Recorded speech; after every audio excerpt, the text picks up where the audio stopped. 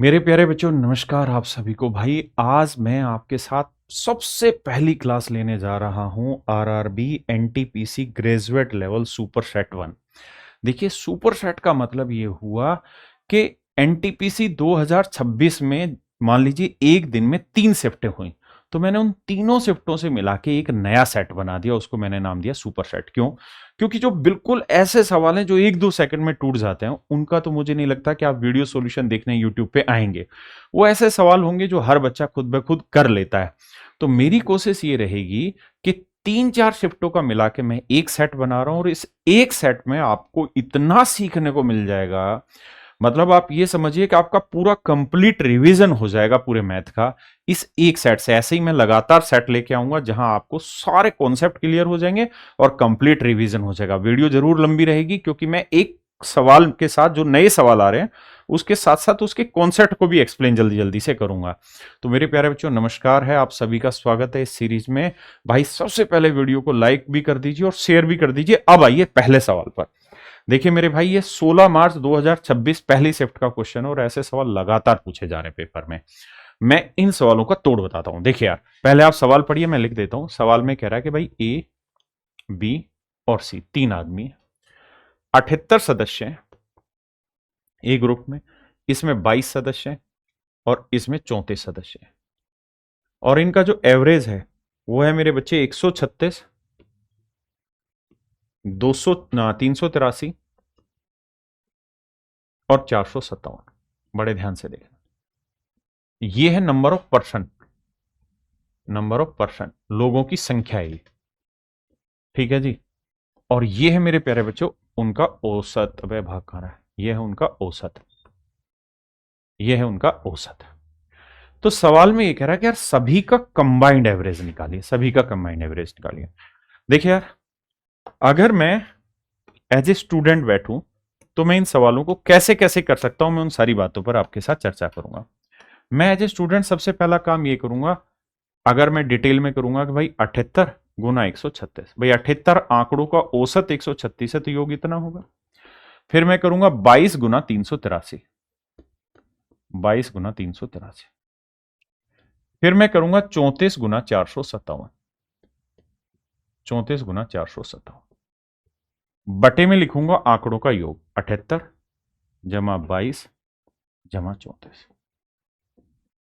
ये होगा detail solution. अब मैं गुना उना करूंगा और आंसर निकालूंगा। दूसरा तरीका ये हो सकता है कि मैं यहीं से कोई इलाज निकालूं, इसका डिजिटल सम ले लूं। लेकिन डिजिटल सम भी जब हम ऐसे सवालों का लेंगे ना, तो मुझे लगता है डिजिटल सम लेने के लिए भी आपको ये सारा प्रोसेस लिखना पड़ेगा, एंड देन आप इसका डिजिटल सम ले रहे होंगे।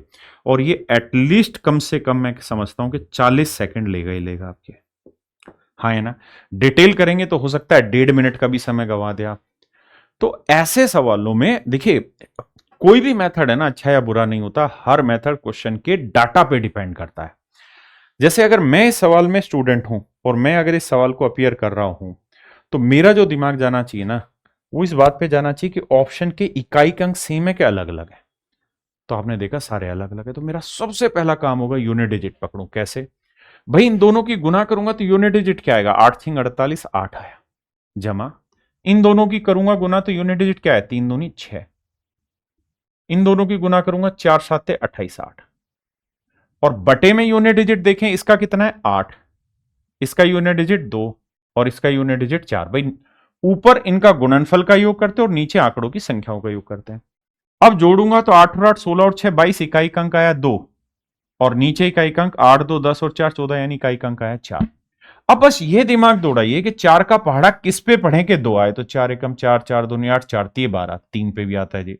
4 चौक 16, 4 5 20, 4 6 24, 4 7 28, 4 8 32, 8 पे भी आता है। इसका मतलब इस पूरे एक्सप्रेशन को, क्योंकि इससे आगे तो बहुत कुछ होगा, इसे काटने के बाद या तो इकाई का अंक 3 आएगा या इकाई का अंक 8 आएगा। अब हम देखें कि ऑप्शन में 3 कहीं पे भी नहीं दे रखा है, तो आंख बंद करके मैं कह दूंगा कि मेरा आंसर 8 होगा। आंख बंद करके मेरे बच्चे मैं कह दूंगा मेरा आंसर 8 होगा। हाँ है ना? लेकिन अगर मान लीजिए कि अगले सवाल में यहां पे भी 8 दे रखा होता, 268 होता मान लेते हैं इस ऑप्शन, तो मैं यूनिट डिजिट नहीं लगा सकता।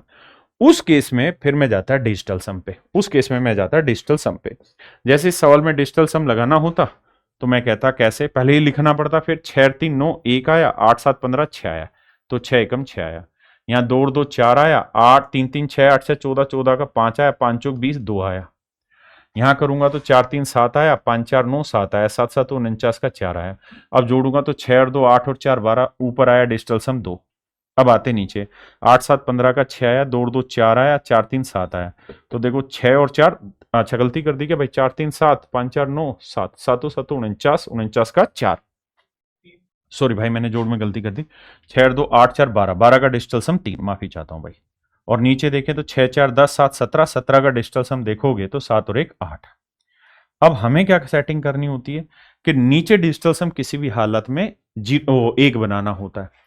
तो किससे गुना करें भाई, 8 से नीचे गुना कर दो, 8 से ऊपर, तो ऊपर आ जाएगा 24 और नीचे आ जाएगा 8 8 64, 6 4 10, 6 4 10 का मतलब 1 आ गया, और ऊपर 4 2 6। तो जो भी मेरा आंसर होगा उसका डिजिटल सम क्या होना चाहिए, 6। अब लगाते हैं दिमाग। देखिए यार, 8 और 2 10 और 5 15, इसका 6 आ रहा है। 6 और 2 8 5 13, 4 आ रहा है। 6 2 8 और 1 9, गलत। 5 5 10 2 12, गलत। तो केवल एक ही ऑप्शन आया, ए डिजिटल सम। अब हमें खुद ही समझना है कि डिजिटल सम आसान है या यूनिट डिजिट। धीरे धीरे डाटा के हिसाब से पकड़ेंगे। जैसे इस सवाल पे आते हैं। अब इस वाले सवाल पे आइए। कहता है एक समूह में 72 सदस्य हैं, 12 और 87 हैं। इन सभी समूह के इनके रेस्टोरेंट पे गए तो इनके खर्चे इतने, तो टोटल एवरेज निकालिए। मैंने देखा यार यूनिट डिजिट अलग अलग है, तो मैं सबसे पहला प्रयास करूंगा यूनिट डिजिट से ब्रेक करने का। और मुझे लिखना नहीं है, दिमाग में दौड़ाना है भाई। 2 को गुना करूंगा 4 से, 8 आया। 2 को गुना करूंगा 6 से, 2 आया। और 7 को गुना करूंगा 4 से, 7 चौक 28 8। तो ऊपर जोड़ूंगा तो 8 2 10 8 18, यूनिट डिजिट आया 8। नीचे करूंगा आंकड़ों का योग, तो आंकड़ों के योग का यूनिट डिजिट पकड़ेंगे तो 2 और 2 4, 4 और 7 11, 11 का यूनिट डिजिट क्या आया, आप कहेंगे 1। अब सोचिए 1 को किससे गुना करें कि 8 आए, तो जवाब होगा 8 से। तो मेरे बच्चे मेरा राइट आंसर हो जाएगा ऑप्शन डी, ऑप्शन डी। वहीं अगर इस सवाल को मैं डिटेल करूं तो मुझे ऐसे करना पड़ेगा भाई, 72 सदस्य हैं और 72 सदस्यों का जो एवरेज है वो 404, तो टोटल हो गया इतना। उसके बाद है जी 12, माफ करिए 12 सदस्य, और 12 सदस्यों का एवरेज है 316। उसके बाद है भाई 87 सदस्य और इनका एवरेज है 424। तो योग आ गया, और नीचे लिखेंगे 72 जमा 12 जमा 87। अब ऐसे देखिए सवाल को कि डिजिटल सम लेंगे तो 7 और 2 9, 9 का मतलब 0, 0 को गुना करोगे 0 आया। यहां देखिए 6 और 3 9, 1 आया। यहां 2 और 1 3 आया, 3 को 1 से गुना किया 3 आया। यहां 0 था, यहां 3 आया। यहां देखते हैं 8 7 15 का 6 आया, 4 4 8 2 10 का 1 आया, तो 6 एकम 6 आया। तो 6 और 3 9, ऊपर आ गया डिजिटल सम 0। अब मुझे एक बात पकड़ लेनी है, क्या कि भाई नीचे देखे तो 7 2 9 0 आया, 2 और 1 3, 8 7 15 का 6 आया, तो 6 और 3 9, 9 का डिजिटल सम 0 आ गया। अब 0 को किसी से भी गुना करके आप 1 बना ही नहीं सकते। इसका मतलब आप इस सवाल में डिजिटल सम नहीं लगा सकते, क्योंकि डिजिटल सम तब ही लग सकता है जब बटे में 3 या 3 का मल्टीपल ना हो। लेकिन यहां बटे में ये नंबर भी 3 का मल्टीपल है, ये भी 3 का मल्टीपल है, और ये भी 3 का मल्टीपल, तो डिजिटल सम लग ही नहीं सकता। इसलिए जब भी आप सवाल को करें तो सबसे पहली प्रायोरिटी आपकी ये होनी चाहिए, सबसे पहली प्रायोरिटी आपकी ये होनी चाहिए कि भैया डिजिटल सम नहीं, यूनिट डिजिट पकड़े। हाँ, अगर यूनिट डिजिट में दिक्कत है तो हम डिजिटल सम की ओर बढ़े। दूसरा, अब इस सवाल को मैं डिटेल भी समझा ही देता हूं कि कैसे करते थे हम क्लासों में और आपको कैसे इस सवाल को तोड़ना चाहिए। अगर इस सवाल को मैं डिटेल करूं तो देखिएगा ध्यान से। देखिए यार, हमें सारे मेथड आने जरूरी हैं, क्योंकि मैं इस डाटा को पहले से टैकल कर चुका हूं, तो मुझे पता है कि इस सवाल में यूनिट डिजिट बेहतर है। मैं आपको चमकाने के लिए यूनिट डिजिट 1 सेकंड में बताऊं और आगे निकल जाऊं, आपको लगेगा वाह क्या जबरदस्त ट्रिक बताई। लेकिन अगले ही सवाल में आप फंस के खड़े हो जाएंगे, क्योंकि कोई भी मेथड हर सवाल के लिए बेस्ट नहीं होता और हर सवाल के लिए बेकार नहीं होता। अब वक्त है कि हम सवाल के हिसाब से मेथड चूज करें। दूसरे में 12 सदस्य हैं, तीसरे में 87 सदस्य हैं। यहां जो एवरेज है वो 404, 316 और 424 है। देखिए, जब हम छोटे थे, जब आप हमारे रेलवे फाउंडेशन बैच में पढ़ते थे, कैरेवल के रेलवे फाउंडेशन बैच में, तो आपने ये चीज़ देखी होगी कि मैंने बताया था इनका रेशो ले लो। जैसे रेशो लेंगे तो 3 से काटेंगे तो 24 आएगा, 3 से काटेंगे 4 आया, और 3 से काटेंगे 29 आएगा, क्योंकि आंकड़ों की संख्या को छोटे से छोटा कर। फिर अगला काम क्या करते थे सर? अगला काम ये करते थे कि अपनी तरफ से कुछ भी औसत मान लेते थे, कुछ भी औसत मान लेते थे। मैं मान लेता हूं 424 ही मेरा औसत है, एवरेज 424, तो ये तो डिफरेंस 0 आ गया। ये 424 से कितना कम है? तो 14 में 6 गया 8, बिल्कुल ठीक है, और 11 में 1 में 1 गया 0, तो 108 कम है ये। लेकिन 108 कितने आंकड़ों पे कम है? 4 पे, तो ये हुआ 432 कम। भाई हमने औसत 424 माना है 404, तो कितने की कमी? 20 की। 20 की कमी किस पे? 24 पे, तो 24 दूनी 48, 480 कम। तो 480 कम 432 कम, तो जोड़ेंगे तो कितना कम आया? 2, 8 3 11, 4 4 8 1 9, 912 की कमी। लेकिन कितने आंकड़ों पे जोड़ते हैं? तो 24 और 4 28, 28 और 29 को जोड़ेंगे तो 28 और 30 58, यानी 57 आया। क्या आया मेरे भाई? 57। अब आप ये देखो कि यार 7 को किससे गुना करें? 2 आए, तो आप कहेंगे 7 एकम 7, 7 दूनी 14, 7 के 7 चौकटे 7 5 35, 7 6 42, 6 से। अब 6 से गुना करेंगे तो 300 आएगा, तो हर हाल में से किससे गुना किया होगा? 16 से। इसका मतलब औसत 16 कम आएगा, तो भैया 424 से 16 घटाएंगे तो नया औसत बन जाएगा 408। ये तरीका मैंने आपको क्लास में सिखाया हुआ है, डिटेल मेथड, कि भैया इस तरीके से हमें सवाल को टैकल करना चाहिए। हाँ है ना? मैंने साथ के साथ यूनिट डिजिट भी सिखाया हुआ है, मैंने आपको डिजिटल सम से भी सिखाया है, तो हमें यही प्रैक्टिस करनी है। अब मैं 2-3 सवाल और लेता हूं जो इन्हीं शिफ्टों में आए हैं। जैसे ये 18 मार्च 2026 को सेम क्वेश्चन दिया, अब देखते हैं कितने बच्चे सवाल को तोड़ देंगे। आप लोगों के दिमाग में एक भूत जमा हुआ है कि किसी टीचर ने एक भोकाल खड़ा कर दिया, आपको लगता है वही मेथड सबसे बढ़िया।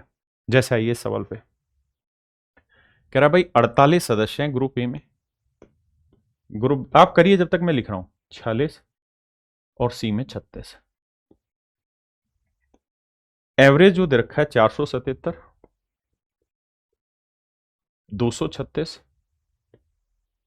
और 348। देखिए इंटेलिजेंस खरीदी नहीं जा सकती, वो पैदा की जाती प्रैक्टिस करते करते। अब आइए, कह रहे हैं सभी का औसत बताइए। अब अगर मैं निकालूं एवरेज, तो सबसे पहले यूनिट डिजिट, तो 8 7 56 6, 6 6 36 6 और 6 8 48 8, तो भाई 6 6 12 और 8 20, यूनिट डिजिट आया 0। नीचे देखें यूनिट डिजिट, तो 8 और 6 14, 14 और 6 20, नीचे का भी यूनिट डिजिट 0। अब नीचे भी 0 ऊपर भी 0, तो यूनिट डिजिट निकाल ही नहीं सकते, क्योंकि अगर नीचे भी यूनिट डिजिट 0 आ गया और ऊपर भी 0 आ गया तो 0 से 0 कट गया होगा, और 0 से 0 कट के जो यूनिट डिजिट बचा होगा उसके बारे में आप निकाल ही नहीं सकते सवाल। तो यानी ये सवाल यूनिट डिजिट पे फेल कर गया। तो पेपर में क्या करें? तो सबसे पहला प्रयास 1 सेकंड में यूनिट डिजिट लगाओ। लगता है ठीक है, नहीं तो फिर अगला काम तो डिजिटल सम है ही आपका। अब आप कहेंगे जी डिजिटल सम कैसे लगाएं? तो आपको ऐसे देखना है, भाई डिजिटल सम लगाओगे तो इन दोनों की तो गुना करोगे, 48 गुना 477 करोगे। आप कहेंगे बिल्कुल करेंगे, ऐसे ही करेंगे। तो मैं कह रहा हूं कि इनको गुना करके लिखने से बेटर आप डिजिटल सम यहीं लगा लो। 8 4 12 का 3 आया, 6 4 10 का 1 आया, 6 3 9 का 0 आया, 7 4 11 और 7 18 0 आ गया, 6 3 9 2 आ गया। इसके डिजिटल सम की मुझे जरूरत नहीं, क्यों? क्योंकि 3 की 0 से गुना करूंगा 0 आएगा, 1 को 2 से गुना करूंगा 2 आएगा, और 0 को किसी से भी गुना करूंगा डिजिटल सम 0। जोड़ूंगा तो ऊपर डिजिटल सम आ जाएगा 2। अब नीचे आते हैं, तो 3 और 1 4, 4 में 0 जोड़ा 4, तो नीचे आया डिजिटल सम 4। अब ये आपको समझ होगी कि नीचे डिजिटल सम 1 कैसे बनाया जाए। तो अगर नीचे 4 आया तो किससे गुना करना पड़ेगा? 7 से। डिजिटल सम की पहचान होगी आपको। तो 7 चौक 28, 28 का डिजिटल सम 1, 7 दूनी 14, 14 का डिजिटल सम 5। तो जो भी मेरा आंसर होगा उसका डिजिटल सम 5 होगा। उसका डिजिटल सम क्या होगा मेरे भाई? 5 होगा। लगाते हैं दिमाग, आइए जी पहले पे आते हैं। 5 3 8 1 9 0 आ रहा है, 6 3 9 0 आ रहा है, 5 या 6 3 9, इसका 5 आ रहा है, यही मुझे चाहिए था, और ये 5 5 10 और 3 13 4 आ रहा है। तो मेरे प्यारे बच्चों ऑप्शन सी मेरा राइट आंसर। यानी डिजिटल सम भी लगाना है तो इतना लेंथी नहीं लगाना जैसे मैंने बड़ी बड़ी कैलकुलेशन करके लगवाया कि इस तरह से लिखो और फिर डिजिटल सम लगाओ।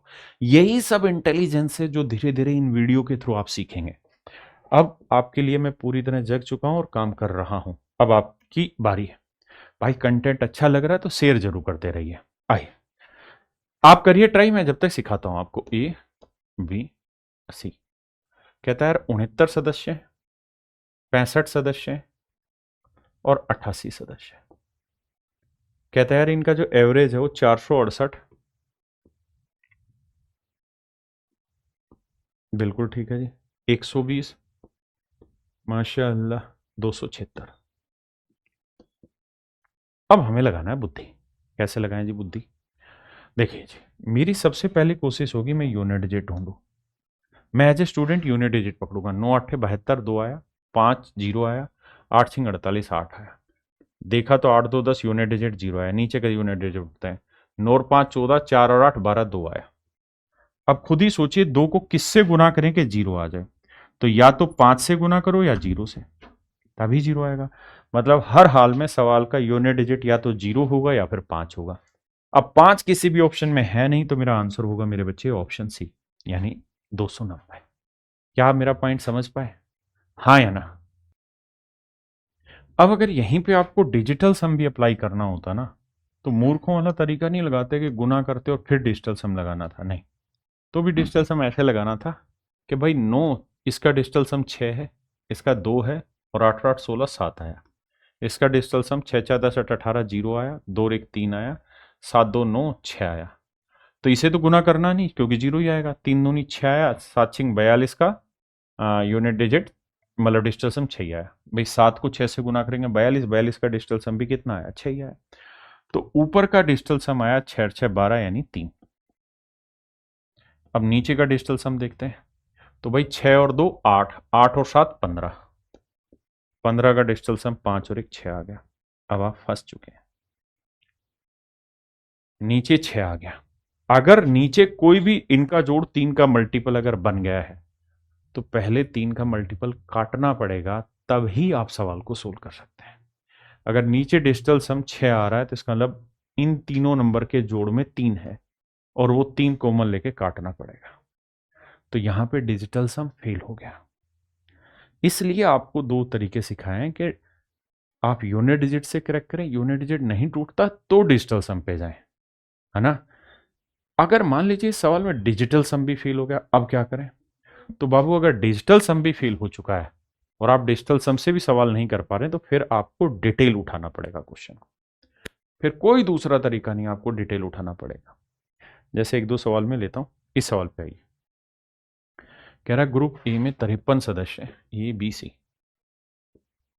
53 सदस्य हैं, बी में 86 हैं और सी में 57 है और इनका एवरेज 424, 337 और 122 है। मैं हमेशा अपने बच्चों को कहता हूँ, यूट्यूब पे भी कहता हूँ कि जब भी एग्जाम हो, रेलवे हो या एसएससी, हमेशा एक ही शिफ्ट में एग्जाम होना चाहिए। क्योंकि आंकड़े में थोड़ा सा बदलाव सवाल को 1 सेकंड से 2 मिनट पे ले जाता है सोल्व करने के टाइमिंग को। छोटा सा आंकड़े में बदलाव, और पेपर सेट करने वाले को लगता है यार सेम ही तो सवाल है, क्योंकि वो शॉर्टकट से सवाल को नहीं कर रहे, वो डिटेल से ही सवाल को कर रहे हैं।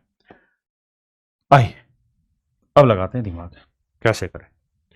तो यहां तरीका ये होगा, मैं यूनिट डिजिट पकड़ूंगा। 3 चौक 12, 6 7 42, 7 दूनी 14, 4 2 6 2 8, यूनिट डिजिट 8 है। नीचे का पकड़ेंगे 3 और 6 9, 9 और 7 16। भाई 3 और 6 9, 9 और 7 16, तो यूनिट डिजिट नीचे का है 6। अब 6 को किससे गुना करें कि 8 है? तो 6 कम 6 6 2 12, 6 3 18, 3 से, या 6 8 48, 8 से। यानी या तो यूनिट डिजिट 3 होगा या फिर 8 होगा, क्योंकि 6 को 3 से करोगे तो भी 8 आएगा और 6 को 8 से करोगे तो भी 8 आएगा। अब आपके सामने दिक्कत आ गई कि सी और बी दोनों ही ऑप्शन ठीक है। ये तय है कि ए कट गया और डी कट गया, लेकिन बी और सी अभी भी तूफान की तरह खड़े हुए हैं। अब आपको इस सवाल में उठा लेना चाहिए डिजिटल सम।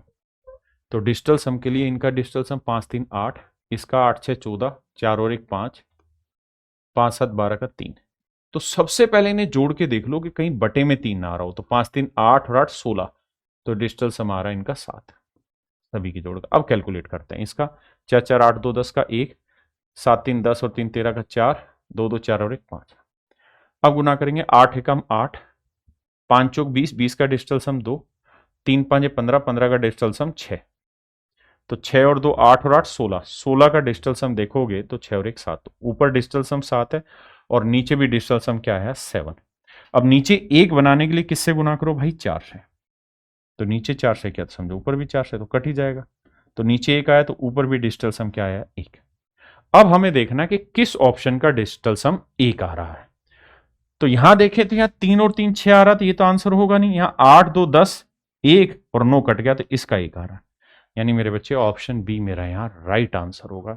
तो हमें ये देखना है और दिमाग में फिट करना है कि एक मेथड हर सवाल के लिए अच्छा नहीं होता है, हमें उस पर मल्टीपल अप्रोच सीखनी होगी, और यही मैं अपनी क्लासों में सिखाता हूं।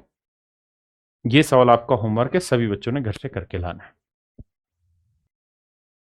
Find the area of a quadrilateral ABCD। कहता है कि यार एक क्वाड्रिलेटरल है ABCD, इसका आपको एरिया निकालना है। क्या निकालना है मेरे बच्चे? एरिया निकालना है इस क्वाड्रिलेटरल का। और कह रहा है कि इस क्वाड्रिलेटरल का जो एरिया है वो ट्रायंगल के एरिया का डबल है, double of area of triangle, area of triangle PQR। कहता है भाई ये जो ट्रायंगल है PQR, इसके एरिया का डबल होगा इस क्वाड्रिलेटरल के। तो अगर मोटी मोटी बात हम करें, और हमें ये पता ही है कि जो त्रिभुज की भुजाएं हैं उसका अनुपात दे रखा है 4:5:6, तो हम ये बात कह सकते हैं कि भाई ट्रायंगल की जो साइडें हैं वो इंटीजर फॉर्म में ही है ना? क्यों? क्योंकि अगर हम साइडों को लेंगे तो 4 और 5 9, 9 और 6 15। कह रहा है त्रिभुज की भुजाएं 4 5 6 के अनुपात में, और परिमाप दे रखा है 90। तो अगर परिमाप 90 लेके चलोगे तो 90 को 4 5 6 में बांटोगे तो 4 5 9 और 6 15, 15 6 90, तो 6 चौक 24, ये साइड 24 होगी, अगले वाली साइड 6 5 30 होगी, और उससे अगले वाली साइड 36 होगी। यानी भुजाएं पूर्णांक में है। अगर भुजाएं पूर्णांक में है और मुझे इसका क्षेत्रफल निकालना है, मुझे इसका क्षेत्रफल निकालना है, तो सवाल ने एक चीज बोली कि भाई जब आप इसका एरिया निकालेंगे, ये 4 5 6 कोई राइट एंगल ट्रायंगल तो बना नहीं रहा, और अगर ये राइट एंगल ट्रायंगल नहीं बना रहा तो हीरो फार्मूला लगेगा, और हीरो फार्मूला लगेगा तो उसने कहा कि भाई कहीं √7 आता होगा, और √7 की वैल्यू है 2.6। √7 की जो वैल्यू है वो है मेरे प्यारे बच्चों 2.6। क्या है मेरे बच्चे? 2.6। तो मुझे एक बात पता है कि भाई एरिया क्या फार्मूला होता है, क्या? S into S minus A into S minus B into S minus C, ऐसे करके एरिया का फार्मूला होता है।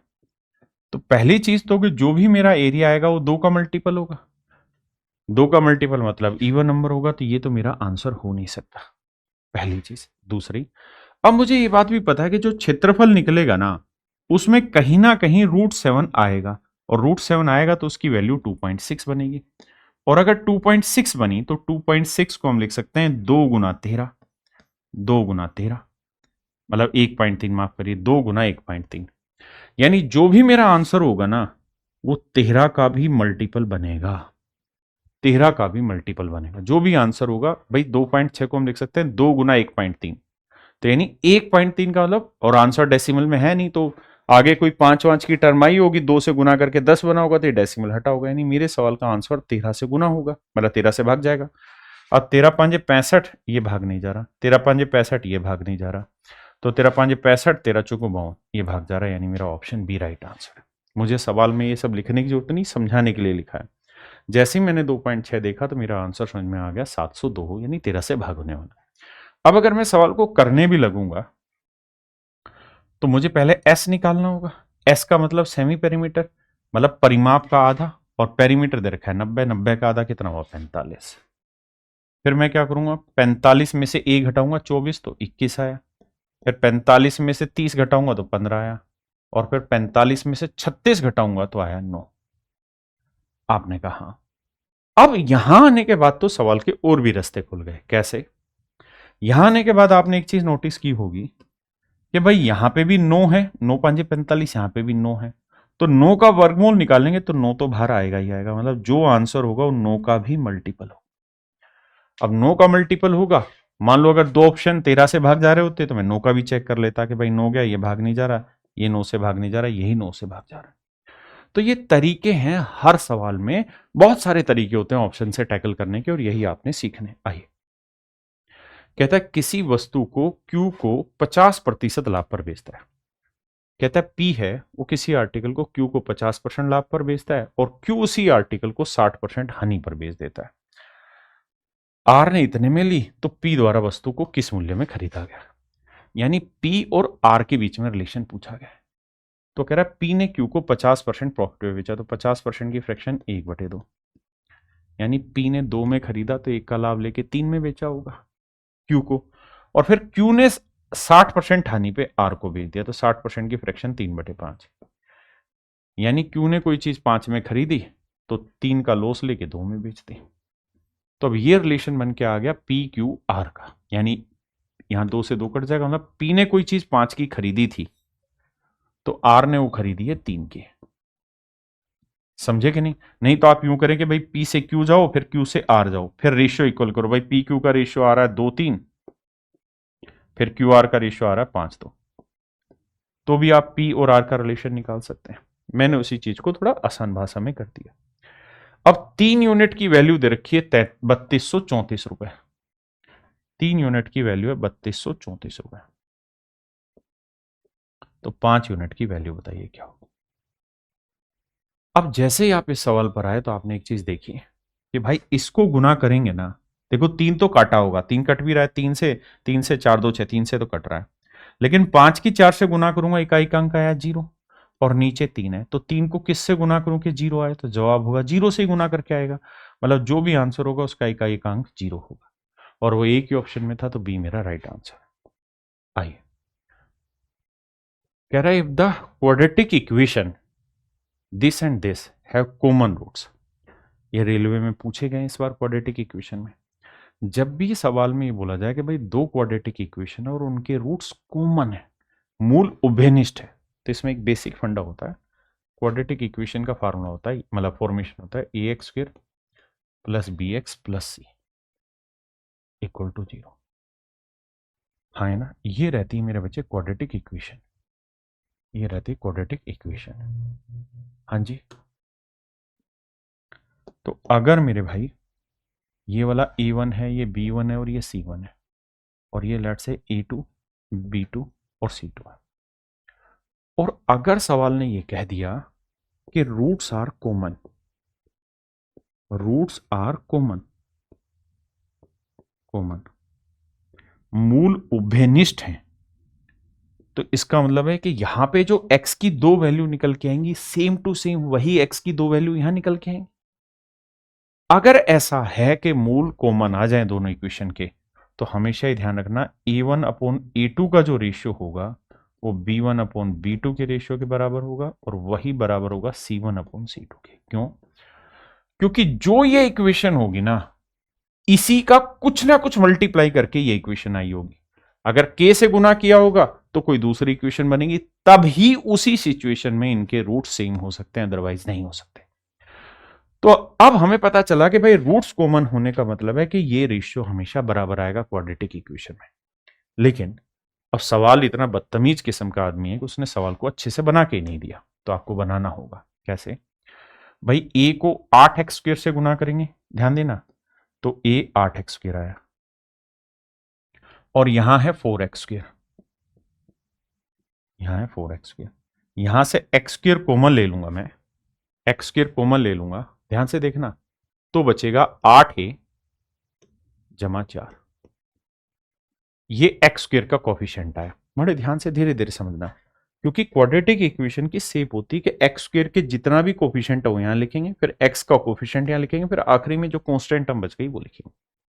अब मैंने क्या किया, a को 4 से गुना करेंगे तो 4a आया, ये कांस्टेंट टर्म है, और यहां -8 है, तो ये तो आया कांस्टेंट टर्म, और x का कोफिशिएंट क्या है, b, तो यहां मैं लिखूंगा bx + 4a - 8, ये हुई इस क्वाड्रेटिक इक्वेशन का सही रूप।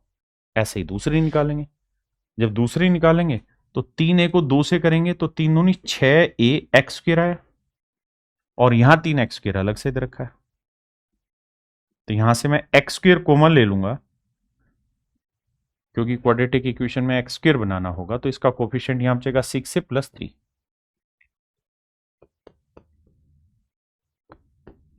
यहां x का कोफिशिएंट क्या है, k, तो यहां kx, और अब कांस्टेंट टर्म।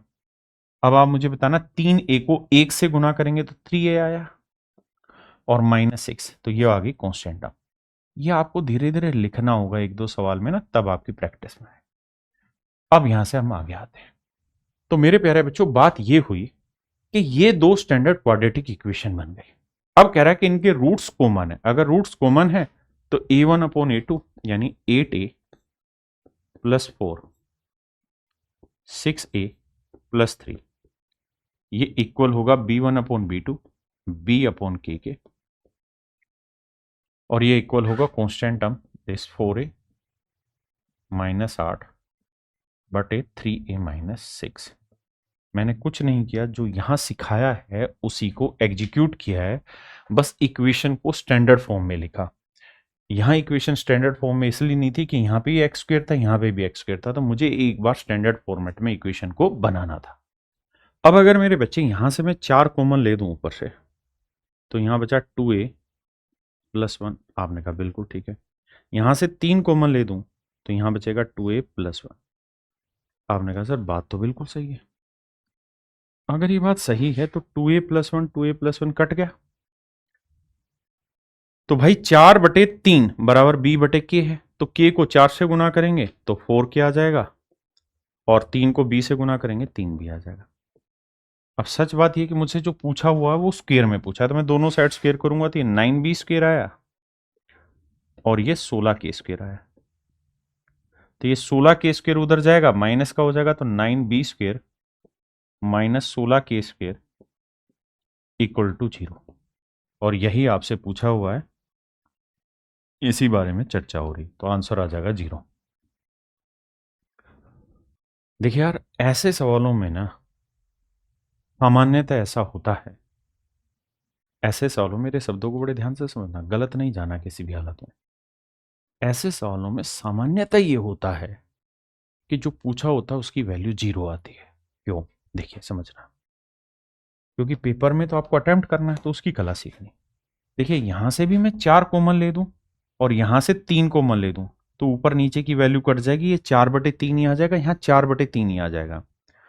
तो एक इक्वेशन बनी b/k, और ये 4/3 के बराबर है। तो आप किसी भी हालत में b या k की वैल्यू इस इक्वेशन से सोल्व नहीं कर सकते हैं। मेरे पॉइंट को समझना, मेरा पॉइंट समझ रहे हैं? और अगर सोल्व नहीं कर सकते तो हमेशा b/k की जो वैल्यू आ रही होगी स्क्वायर करके वो इक्वेशन इधर सेट हो रही होगी, तो इक्वल टू में 0 आ रहा होगा।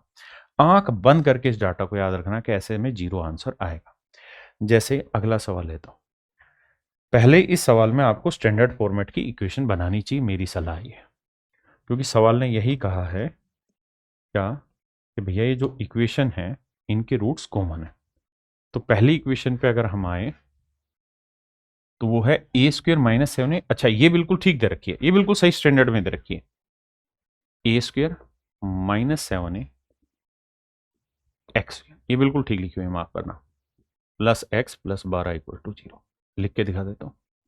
अगर यहां देखें तो 240 x² + 8x + a² - 4 = 0। कहता है इन दोनों इक्वेशन के जो रूट्स हैं वो आपस में कॉमन है। अगर कॉमन रूट्स है मेरे बच्चे, तो a² - 7a बटे 240 बराबर होगा 1/8, और बराबर हो जाएगा 12/a² - 4। अब देखिए यार, अगर मैं आपको ये कहूं कि केवल इन दो को ही टैकल कर दो, केवल इन दो को ही आप टैकल करें, क्रॉस मल्टीप्लाई करें तो a² - 4 और 12 8 96, तो a² की जो वैल्यू आई वो 100 आई, तो a की जो वैल्यू आ गई 10 आ गई। सिंपल 10 आ गई। 10 को यहां रख देंगे, 10 और 2 12, 10 और 3 13।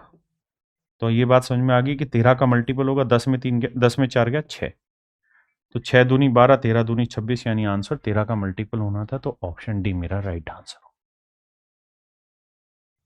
देखिए बहुत आसान सवाल है, आप 10 से 1 सेकंड में सवाल तोड़ ही देंगे। ये चीज तो मैंने इसलिए लिखी ताकि यहाँ ऊपर नीचे लिखी हुई थी वो थोड़ी समझ में आ जाए आपको लिखा हुआ, और कोई नहीं। अच्छा, एक चीज और, क्वाड्रेटिक इक्वेशन में इस बेसिक को ध्यान रखना। अगर बोला जाए कि भाई ये कोई क्वाड्रेटिक इक्वेशन है, A X square plus B X plus C equal to 0, इसमें हम एक वैल्यू निकालते हैं जिस वैल्यू को हम बोलते हैं डी। डी का मतलब होता है बी स्क्र माइनस 4ac, इसे डिस्क्रिमिनेंट बोलते हैं।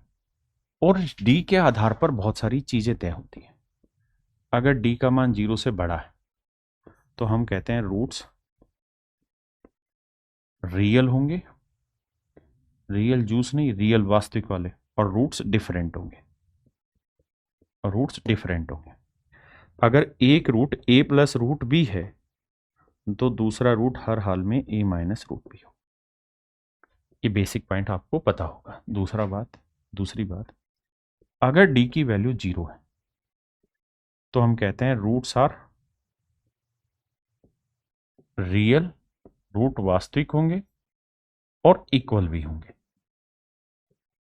इसी को बोला जाता है मूल समान होना।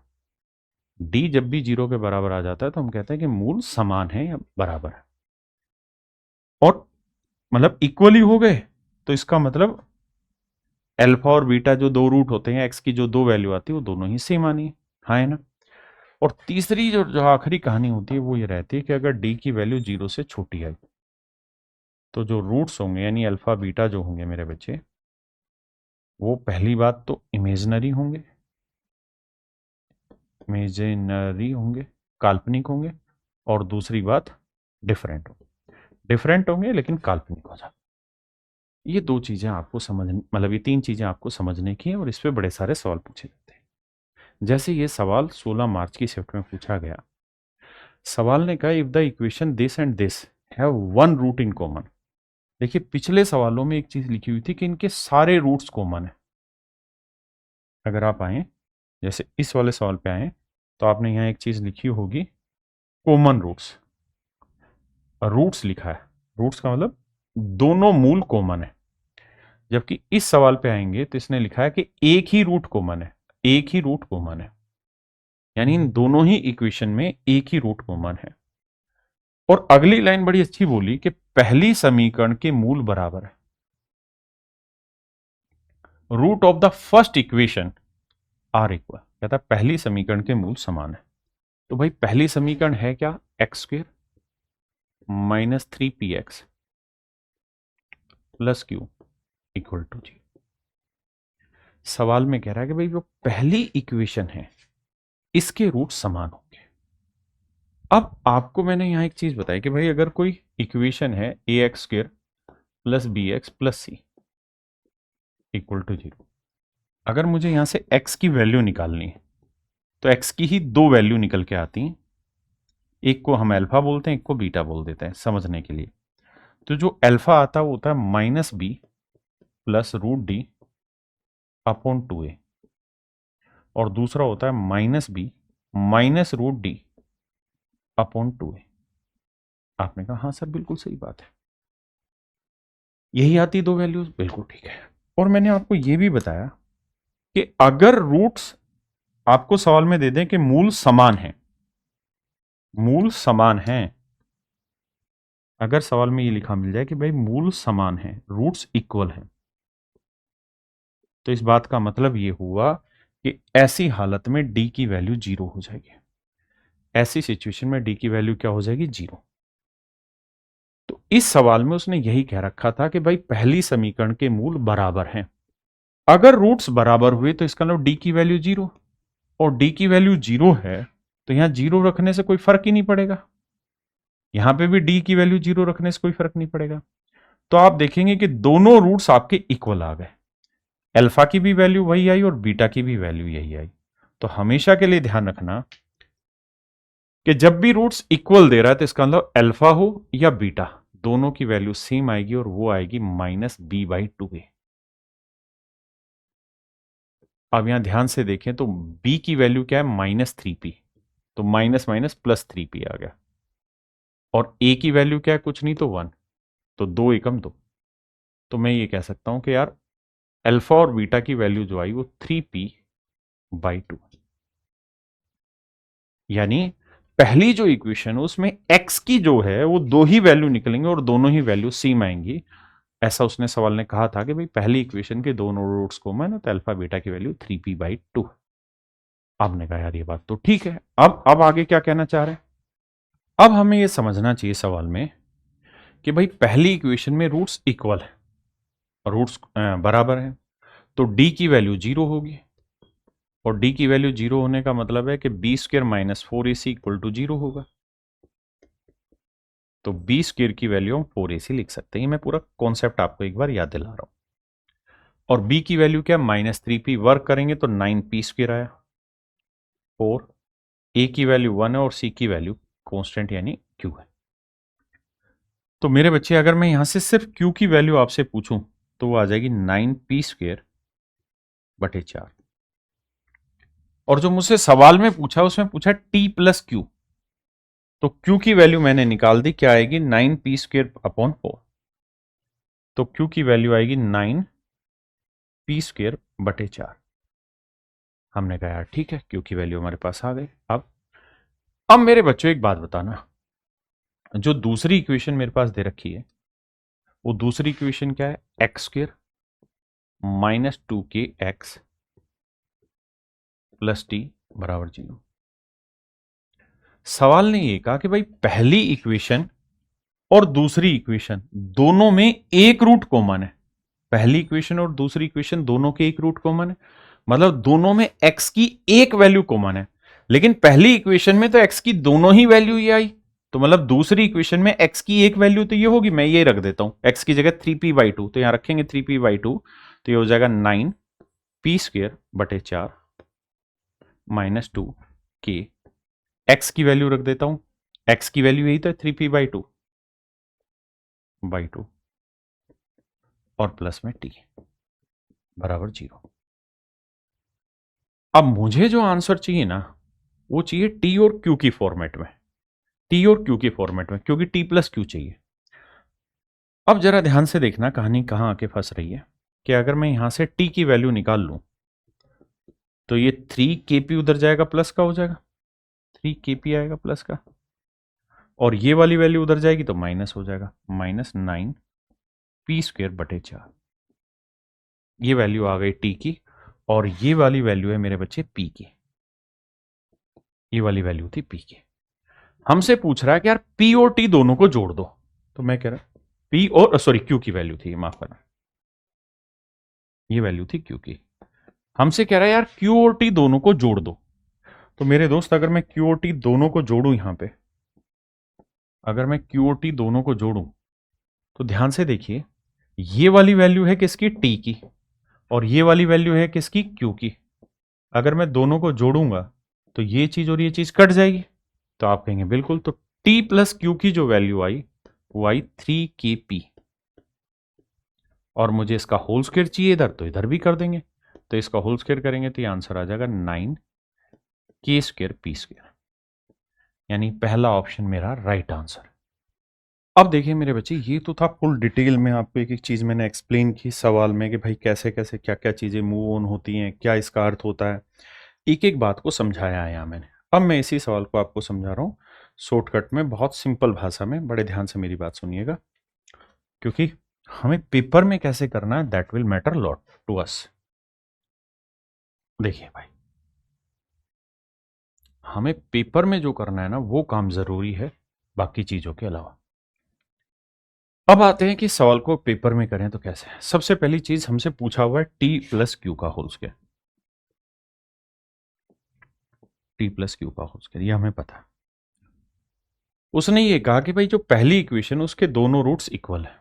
अगर दोनों रूट्स इक्वल हैं तो इसका मतलब x की जो वैल्यू होगी वो हर हार में -b/2a होगी। आपने कहा बिल्कुल ठीक है, तो यहां -b कर रहे हैं तो ये प्लस का 3p/2 आ रहा है।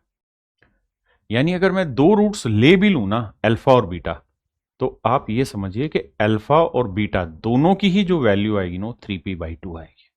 ये बेसिक समझ थी आप। अब कहानी ये है कि जो दूसरी इक्वेशन है उसमें q का कोई रोल नहीं है, यानी Q की वैल्यू मुझे पहली इक्वेशन से निकालनी पड़ेगी। तो मैं क्या करता हूं, मैं कह रहा हूं यार इस इक्वेशन में प्रोडक्ट ऑफ रूट्स क्या होगा, अल्फा इंटू बीटा क्या होगा।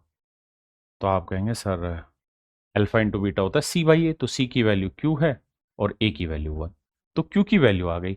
और अल्फा और बीटा दोनों ही सेम है, तो यहां पे भी 3p/2 रखूंगा, यहां पे भी 3p/2 रखूंगा, तो दोनों का होल स्क्वायर हो जाएगा, यानी गुना करेंगे, तो ये आ जाएगा 9p² / 4। ये जो वैल्यू आ जाएगी, this would be the value of Q। ये वैल्यू आ जाएगी मेरे प्यारे बच्चों, Q की वैल्यू आ जाएगी। किसी भाई ने कोई लोड है, कहता है कोई दिक्कत है तो बताओ मैंने, ये ध्यान रखना, ये x की ही वैल्यू आई, ये x की वैल्यू थी, क्योंकि मुझे इस वैल्यू को Q की टर्म में लाना था, क्योंकि मुझे यहां Q चाहिए था, तो मैंने ऐसे कर लिया। अब जो अगली इक्वेशन है, अगली इक्वेशन ये कह रहा है कि भाई अगली इक्वेशन है x² - 2kx + t = 0। अब मुझे ये पता है कि दोनों का एक रूट कॉमन है, मतलब x की वैल्यू यही है, और मुझे t और q में रिलेशन चाहिए। तो मैं क्या करता हूं कि x की वैल्यू तो यही है, इसका होल स्क्वायर करूंगा तो ये आ जाएगा 9p² / 4, और 9p² / 4 को मैं क्या लिख सकता हूं, q। इसका मतलब मैं x² की जगह q लिख सकता हूं, और प्लस में ये t है ही, और ये -2kx इधर जाएगा तो प्लस का हो जाएगा, तो 2k, x की वैल्यू है 3p/2, 2 से 2 कट जाएगा तो आंसर आ जाएगा 3kp, और मुझे चूंकि इसका स्क्वायर चाहिए तो 3kp का स्क्वायर करूंगा तो 9k²p²। तो ये मेरा ए ऑप्शन राइट आंसर आ जाएगा। तो ये सवाल होगा, मतलब ये तरीका होगा इस सवाल को जल्दी से करने का। सवाल बड़ा अच्छा है, आपको सीखना चाहिए, बहुत अच्छी चीज है इसमें। देखिए यार, सवाल में कह रहा है there is a cubic wooden block with each side 8 metre long. कहता है एक क्यूबिक वुडन बॉक्स है जिसकी हर साइड 8 मीटर लंबी है, तो ऐसा वो क्यूबिक मीटर बॉक्स है। ठीक है दोस्त,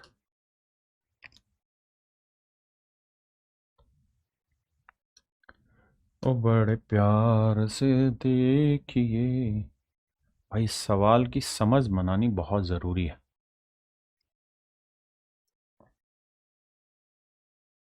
ऐसे ही क्यूबिकल बॉक्स है, कहता है इसकी लंबाई भी 8 है, चौड़ाई भी 8 है, ऊंचाई भी 8 है, हमने मान लिया। अब कहता है एक घनाभाकार लकड़ी का ब्लॉक है जिसकी प्रत्येक भुजा 8 मीटर लंबी, यानी ठोस है। इस ब्लॉक से 1 मीटर व्यास और 4 मीटर ऊंचाई वाले अधिकतम संभव संख्या में बेलन काटे गए।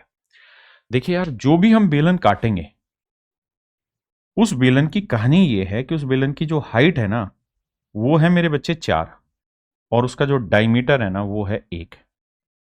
डायमीटर 1 है और हाइट है 4। अब समझनी हमें यह है कि यह ठोस बेलन है, जगह कितनी घेरेगा। तो आप ये कह देंगे एक बेलन तो यहां सेट हो जाएगा इतनी सी एरिया में, ऐसे करके, क्योंकि 4 ही हाइट हुई और टोटल हाइट 8 है, और एक ऐसे ही इसके नीचे सेट हो जाएगा, यानी कुल मिला के 2 बेलन ऊपर नीचे रखे जा सकते हैं, इसकी हाइट में एडजस्ट हो जाएंगे। असली जो लड़ाई है वो ये कि भाई बन कितने पाएंगे इसमें ऊपर। तो आप कहेंगे देखिए सर, हमें ये बात बताइए कि भाई 1 सेंटीमीटर 1 मीटर के व्यास है, तो आप ये समझिए कि कोई वर्ग है, भाई ऊपर से देखोगे तो ठोस दिखाई दे रहा होगा ना, ये वर्ग है, और इस वर्ग में आपको 1 मीटर के सेट करने हैं, 1 मीटर के सेट करने हैं। ये पहला सेट हो गया जी, ठीक है जी, ऐसे ये दूसरा सेट हो गया, ऐसे ही तीसरा सेट हो, तो इस तरीके से सेट करते चले जाना मेरे बच्चे। तो बात ये कि कितने सेट हो रहे होंगे, तो भैया आप ये बताइए कि एक गोले का डायमीटर कितना है, 1 मीटर, और ये चौड़ाई कितनी है, 8, तो इसका मतलब 8 गोले तो ऐसे सेट किए जा सकते हैं, और एक एक गोले का व्यास है 8, तो 8 ही गोले ऐसे सेट किए जा सकते हैं। तो मतलब हर सरफेस के ऊपर 64 गोले रखे जा सकते हैं। तो 64 गोले तो आ जाएंगे यहां तक ऊपर, और 64 ही गोले आ जाएंगे नीचे, 64 ही गोले आ जाएंगे नीचे। जैसे अगर मैं आपको ये कहूं कि यार ये कोई वर्ग है, और इस वर्ग की हर एक साइड है ना 2-2 सेंटीमीटर है, 2-2 सेंटीमीटर है, तो मुझे बताओ इसमें 1 सेंटीमीटर रेडियस के कितने सर्कल खींचे जा सकते हैं। तो आप कहेंगे देखिए 1 सेंटीमीटर डायमीटर के, तो आप कहेंगे देखिए सर इस सर्कल का डायमीटर 1 है, तो यानी ये लेंथ 1 आ गई, तो यानी ये लेंथ फिर 1 ही बची, तो यानी एक गोला ये और सेट हो पाएगा। ऐसे ये लेंथ 2 है, अब एक लेंथ यहां सेट हो गई, तो एक ही लेंथ सेट और हो पाएगी। हाँ है ना। तो इसका तरीका ये रहता है कि भाई एक गोले का डायमीटर 1 है तो 2 से भाग देंगे तो इसका मतलब 2 गोले यहां बनेंगे और 2 गोले यहां, तो 2 दूनी 4 गोले इसमें बनेंगे। तो ऐसे ही इस सवाल में 8 गोले इधर बन रहे थे, 8 इधर, यानी 8 8 64 गोले बन जाएंगे, यानी 64 सिलेंडर बन जाएंगे। 64 सिलेंडर तो बन जाएंगे ऊपर वाले सरफेस पे और 64 ही नीचे, यानी कुल मिला के 128 सिलेंडर बन जाएंगे। 128 सिलेंडर बन जाएंगे। आपने कहा बिल्कुल सही बात है। अब एक जो सिलेंडर है उसका वॉल्यूम क्या होगा जी ना, हमें तो सरफेस एरिया चाहिएगा क्योंकि पेंट करना है। और कह रहा है पेंट जब आप कर रहे हो तो 14 रुपए प्रति वर्ग मीटर की दर से इस पे पेंट किया जाता है। तो प्रत्येक बुलन का संपूर्ण पृष्ठ क्षेत्रफल आपको पेंट करना है, तो बताइए क्या खर्चा आएगा। तो संपूर्ण पृष्ठ क्षेत्रफल का जो फार्मूला होता है आप कहेंगे जी वो होता है 2 पाई यानी 22/7 इंटू आर, रेडियस हो जाएगी आधी, इंटू एच प्लस आर 4 जमा 1/2। आप दिमाग दौड़ाओ और मुझे ये बताना कि भाई दो एक बार यहां है और दो यहां है, तो ये दोनों जब सोल्व करेंगे तो 2 और 2 तो कट जाएंगे ना इससे हर हाल में। आप कहेंगे बिल्कुल कट जाएंगे सर, कोई दिक्कत ही नहीं। अगर 2 कट जाएगा मेरे भाई इससे ऊपर नीचे यानी 4 कट गया, तो हर हाल में जो भी आंसर आएगा वो मेरे बच्चे 128 का मल्टीपल होगा, क्योंकि अब ये तो आया एक गोले का सरफेस एरिया टोटल जिसपे पेंट होना है, 128 गोले और 14 रुपए के भाव से। तो जो भी आंसर होगा वो 128 का मल्टीपल होगा, मतलब इवन नंबर होगा। ये नंबर विषम है, ये नंबर विषम है, ये नंबर विषम संख्या, केवल एक ही नंबर दे रखा है जो इवन है, यानी मेरे बच्चे ऑप्शन बी ही इसका राइट आंसर है। मैं इस सवाल को पहले सेकंड में ही आंसर बता देता, लेकिन पहले जरूरी है ये समझ रख पाना और फिर ये समझना कि बटे में 2 और 2 4 आ रहा है, मतलब 2 दूनी 4, तो 4 भी किसी को काटने वाला होना चाहिए। अगर वो काट रहा है तो मैं फिर आगे चीज को बहुत आसानी से बता पा रहा हूं कि भाई इसका आंसर इवन होगा, क्योंकि 14 एक इवन नंबर है और ये 7 से कट भी जाएगा तो 2 बचेगा, तो सारा इवन नंबर आएगा, तो गुना करने पे इवन एक ही ऑप्शन है। आइए मेरे भाई, बहुत बढ़िया सवाल है। कहता वर्तमान में शरद की आयु उसके पुत्र की आयु की 3 गुनी है। कहता भैया वर्तमान में प्रेजेंट की बात हो रही है भाई, ये शरद है, ये उसका बेटा है। कहता उसका 3 गुना यानी 1 है तो ये 3 है, और उसकी पुत्री उसके पुत्र से 3 वर्ष छोटी, और इसकी जो डॉटर है वो इससे 3 साल छोटी, यानी ये 1x है तो ये 3x है तो ये x - 3। अब कह रहा है कि 3 साल पहले इन तीनों की व्यक्तियों की आयु का योगफल 63 था। तो भाई 3 साल पहले 63 था, तो अब 3 साल ये भी बढ़ा होगा, 3 ये भी बढ़ा होगा, 3 ये भी बढ़ा होगा, 3 3 6 3 9 साल बढ़ गए। तो पहले था 63, अब 9 बढ़ गया, तो कितना हो गया भाई, तो आपका जवाब होगा जी 72 हो गया। अब अगर इनकी एज का जोड़ 72 हो गया तो इन सब का जोड़ 72 के बराबर रखना है। और अब आपसे पूछ क्या रहा है, कहता है शरद की आयु ज्ञात करिए। तो शरद की आयु तो वैसे भी 3x है, यानी 3 का मल्टीपल है। 3 का मल्टीपल ये है, ये नहीं है, ये नहीं है, ये नहीं है, तो ऑप्शन ए है। बाकी जोड़ोगे भी तो भी आप x की वैल्यू निकाल के 3 से गुना कर देंगे, वो हमारा आंसर आ जाएगा। यार ये सवाल मुझे बहुत प्यारा लगा। सवाल ने कहा कि हितेश को किसी वस्तु को उसके वास्तविक विक्रय मूल्य के 6/15 में बेचने से 28% का लॉस होता है। कहता है उसके ओरिजिनल सेलिंग प्राइस के 6/15 में बेचने पे, माने हम ये कह सकते हैं कि ओरिजिनल सेलिंग प्राइस 15 है, तो जब इस आर्टिकल को वो 6 यूनिट में बेच रहा है, 6 यूनिट में बेच रहा है, तो कहता है 28% का लॉस हो रहा है, 28% का लॉस हो रहा है। अब वो कह रहा है कि अगर वो इस आर्टिकल को इसके ओरिजिनल सेलिंग प्राइस के 89% पे बेचता, तो ओरिजिनल सेलिंग प्राइस 15 है, तो कह रहा है कि अगर 15 के 89% पे वो बेचता, 89% पे अगर वो इस आर्टिकल को बेचता, तो उसे क्या प्रॉफिट होता है या लॉस होता है, ये हमें बताना है। देखिए उसने कहा कि अगर हितेश अपने आर्टिकल के ओरिजिनल सेलिंग प्राइस के 6/15 पे बेचता है, मतलब ओरिजिनल सेलिंग प्राइस 15 है तो 6 यूनिट में बेच रहा है, तो 28% का लॉस। हम मान लेते हैं सीपी 100% है, तो सीपी पे 28 का लॉस मतलब सीपी के 72% पे चीज बेची गई। आप कहेंगे हाँ भाई 28 का लॉस तो 72 बेची गई, मतलब अगर हम 6 यूनिट में बेच रहे हैं तो इसका मतलब हमने सीपी के 72% पे बेच दिया। अगर हम 1 यूनिट में बेच रहे हैं तो अब 72 का बटे 6 में बेच दिया। और अगर हम 15 के 89%, 15 के 89% मतलब इतने में कोई चीज बेच रहे हैं तो कितने परसेंट पे बेचेंगे, तो गुना कर देंगे भाई, 15 गुना 89/100, इतने बेच रहे हो। आपने कहा बिल्कुल ठीक है। फिर से समझाता हूं। कह रहा था कि अगर वो 6 रुपए में कोई चीज बेच रहा है, 6 यूनिट में चीज बेच रहा है, तो 28 का लॉस है। 28% का लॉस होने का मतलब है कि वो अपने आर्टिकल को कोस्ट प्राइस के 72% पे बेच रहा है।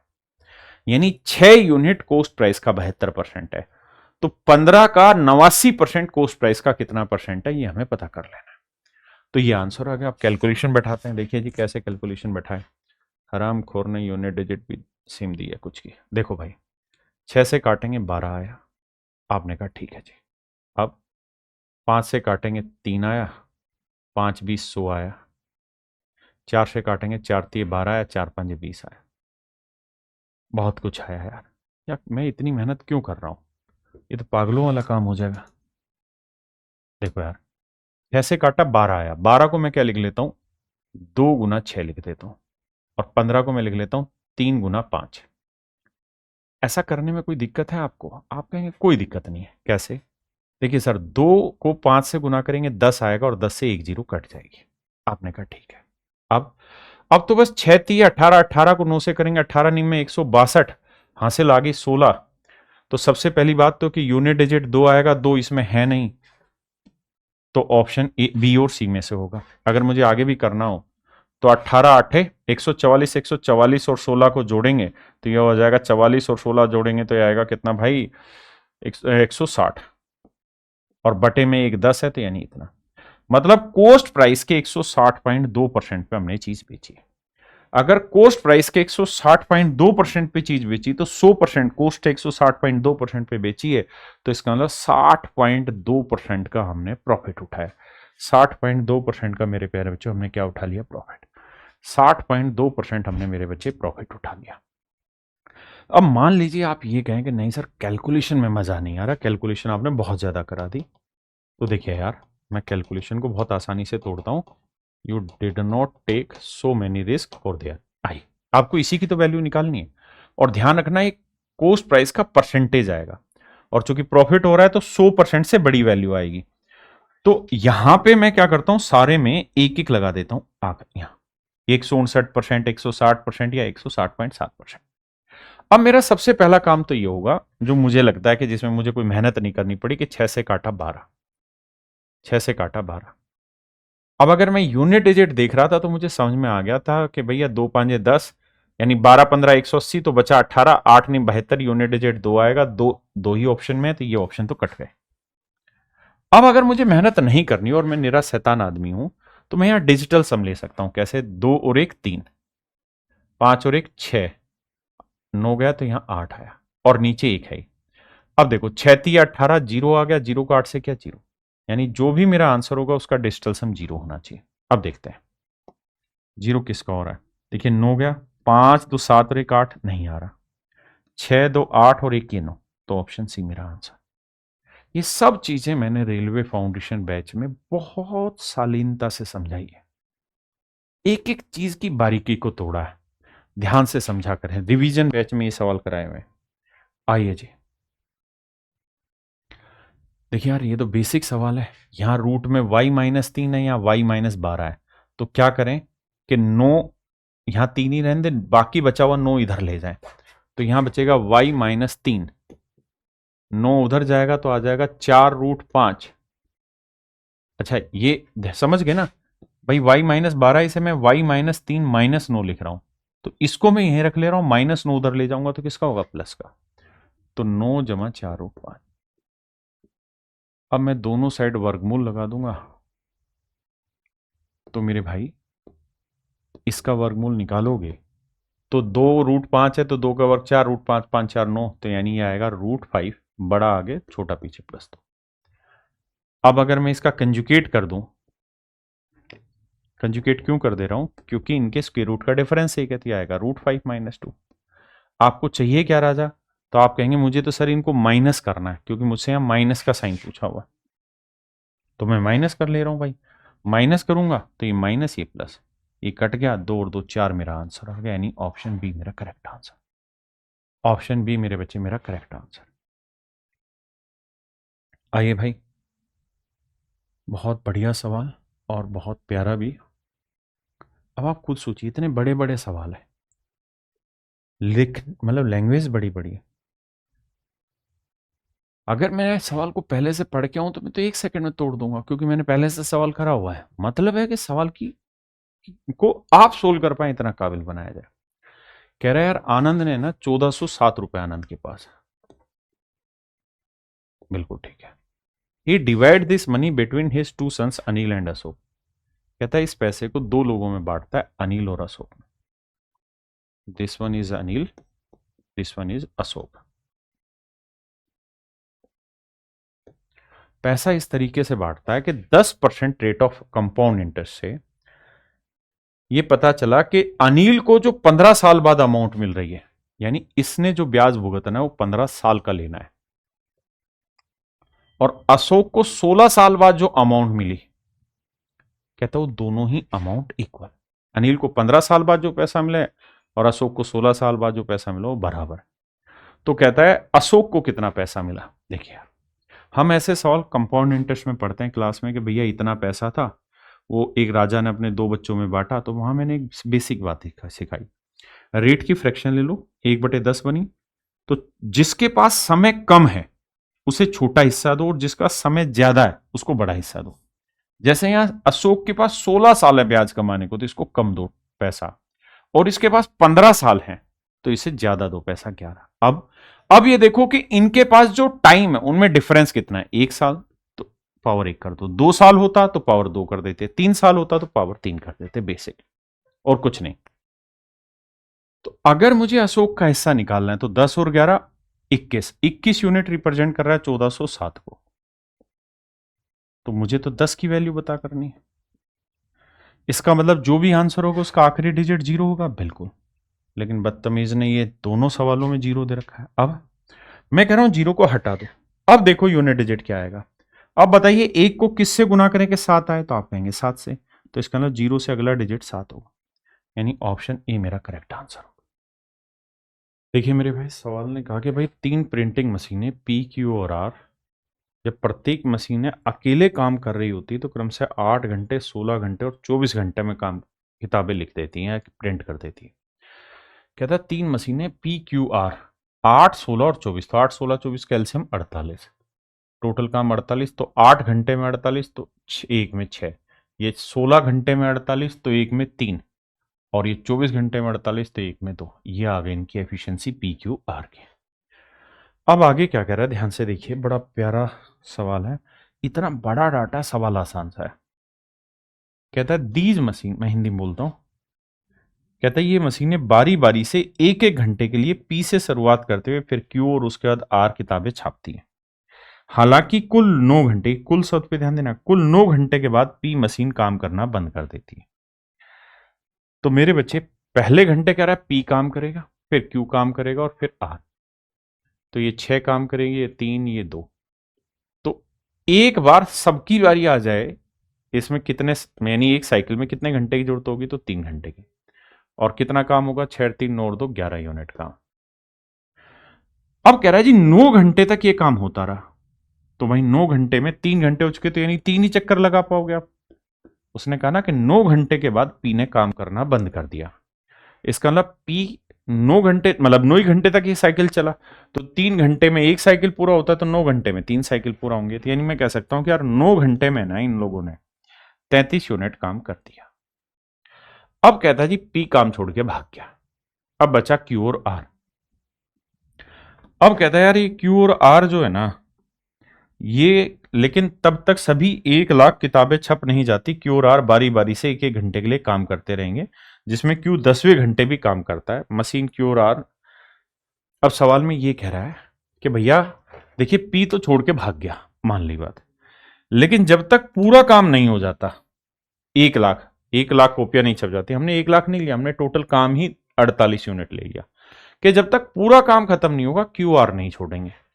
तो भैया 48 में से 33 काम हो गया, बचा कितना, तो आप कहेंगे जी 15 यूनिट काम बचा हुआ है, 48 में से 33 हो गया, 15 बचा।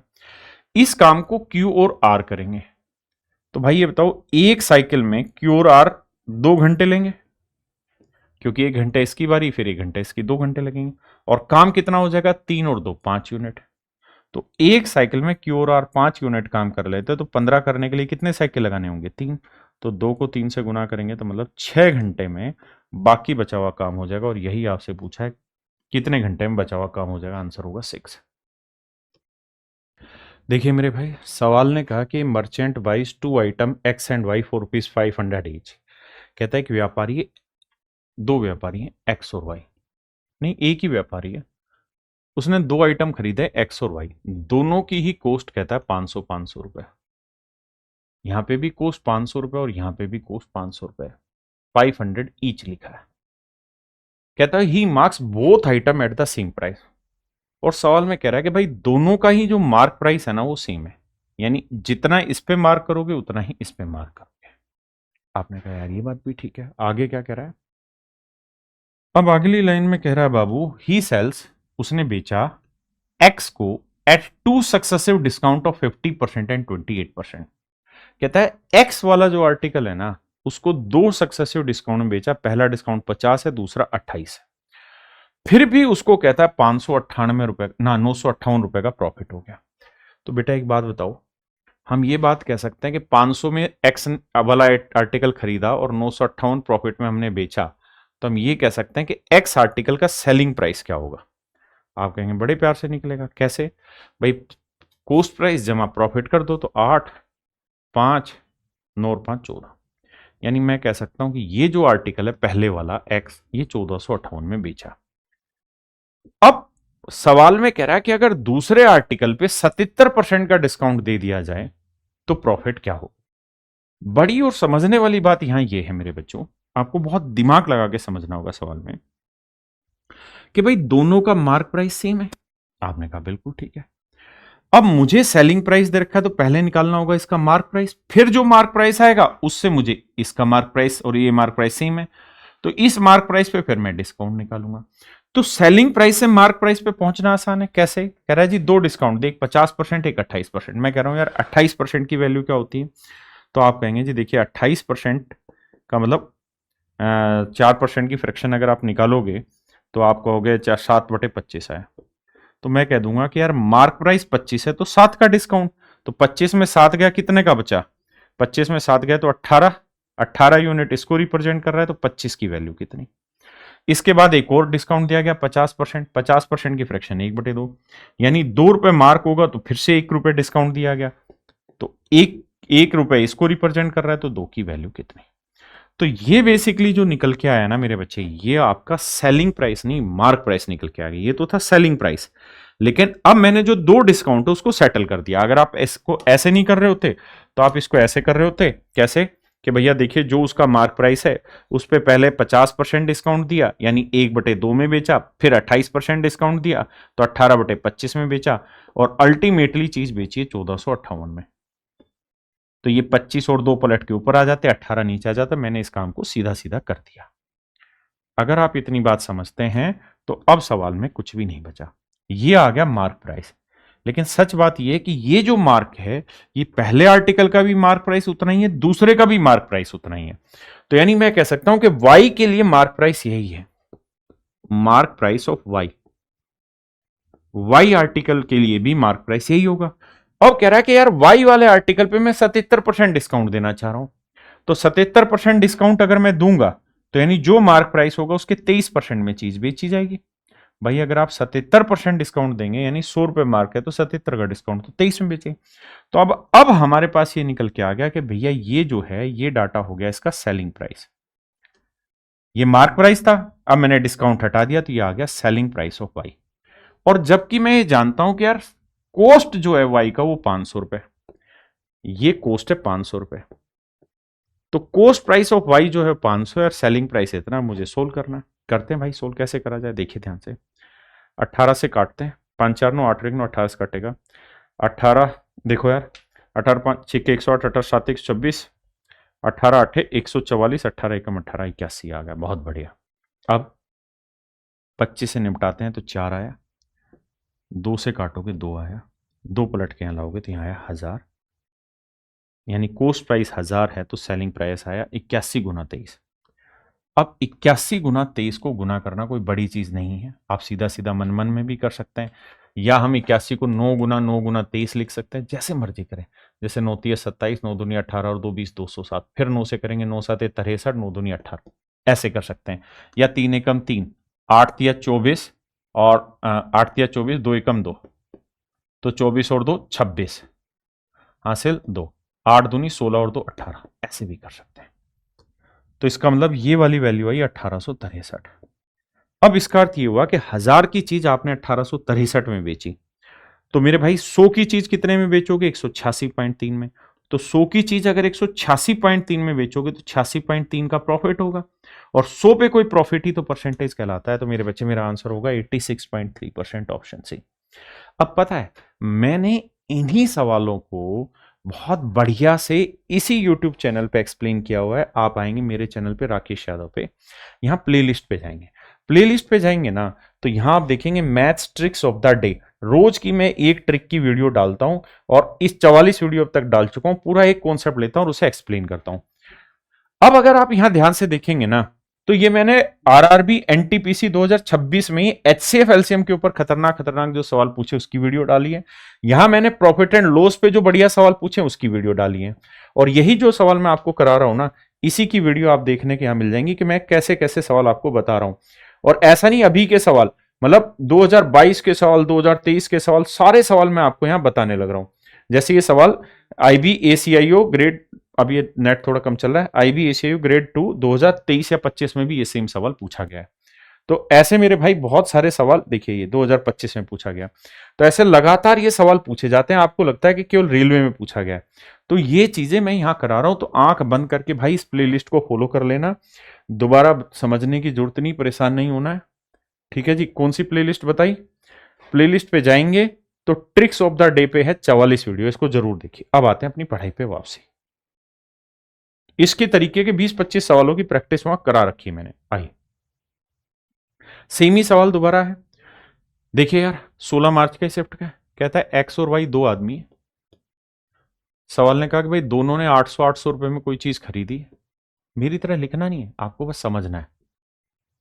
अब कहता है दोनों का मार्क प्राइस सेम है, जितना मार्क इस पे है उतना ही मार्क प्राइस इस पे। कहता है पहले वाले ने एक्स पे तो 2 डिस्काउंट दिए और उसके बावजूद भी 523 का प्रॉफिट कमा लिया। तो मैं ये कह रहा हूं 523 का अगर इसने प्रॉफिट कमा लिया तो एक्स ने बेचा कितने में? तो आप कहेंगे 1323 में बेचा, यानी एक्स वाला आर्टिकल 1323 में बिका है।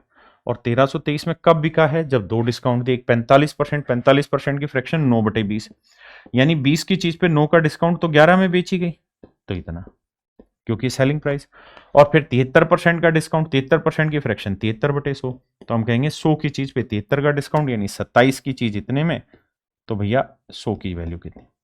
तो ये जो आ गया ना, ये आ गया मार्क प्राइस। जितना मार्क प्राइस एक्स का है उतना ही वाई का। अब कह रहा है कि वाई वाले आर्टिकल पे वो सीधा 89% का डिस्काउंट देना चाह रहा है, इस पे वो सीधा 89% का डिस्काउंट देना चाह रहा है। तो अगर 89% का डिस्काउंट देगा, 89% की फ्रैक्शन 89/100, अबे क्या लिख रहा हूं मैं, मतलब 100 की चीज पे 89 का डिस्काउंट, तो बेचेगा 11 में। तो ये आ गया मेरे भाई वाई का सेलिंग प्राइस, और वाई का कॉस्ट प्राइस है 800। तो मुझे सीपी और एसपी का रेशियो ही निकालना है, क्योंकि इस रेशियो को निकालने के बाद मेरा सवाल आसानी से ब्रेक हो जाएगा। अब जैसे अगर दिमाग दौड़ाएं और कार्रवाई बैठाने की कोशिश करें तो भाई 11 से 11 निपटा, 2 जीरो से 2 जीरो निपटा। अब देखिए यार ध्यान से, 20 से काटें तो 20 चौक 80, 40 आया। बल्कि मैं इसको भी नहीं काटूंगा, अगर मैं थोड़ा समझदारी से खेलना चाहूंगा ना, तो मैं पता क्या करूंगा, बताता हूं क्या करूंगा।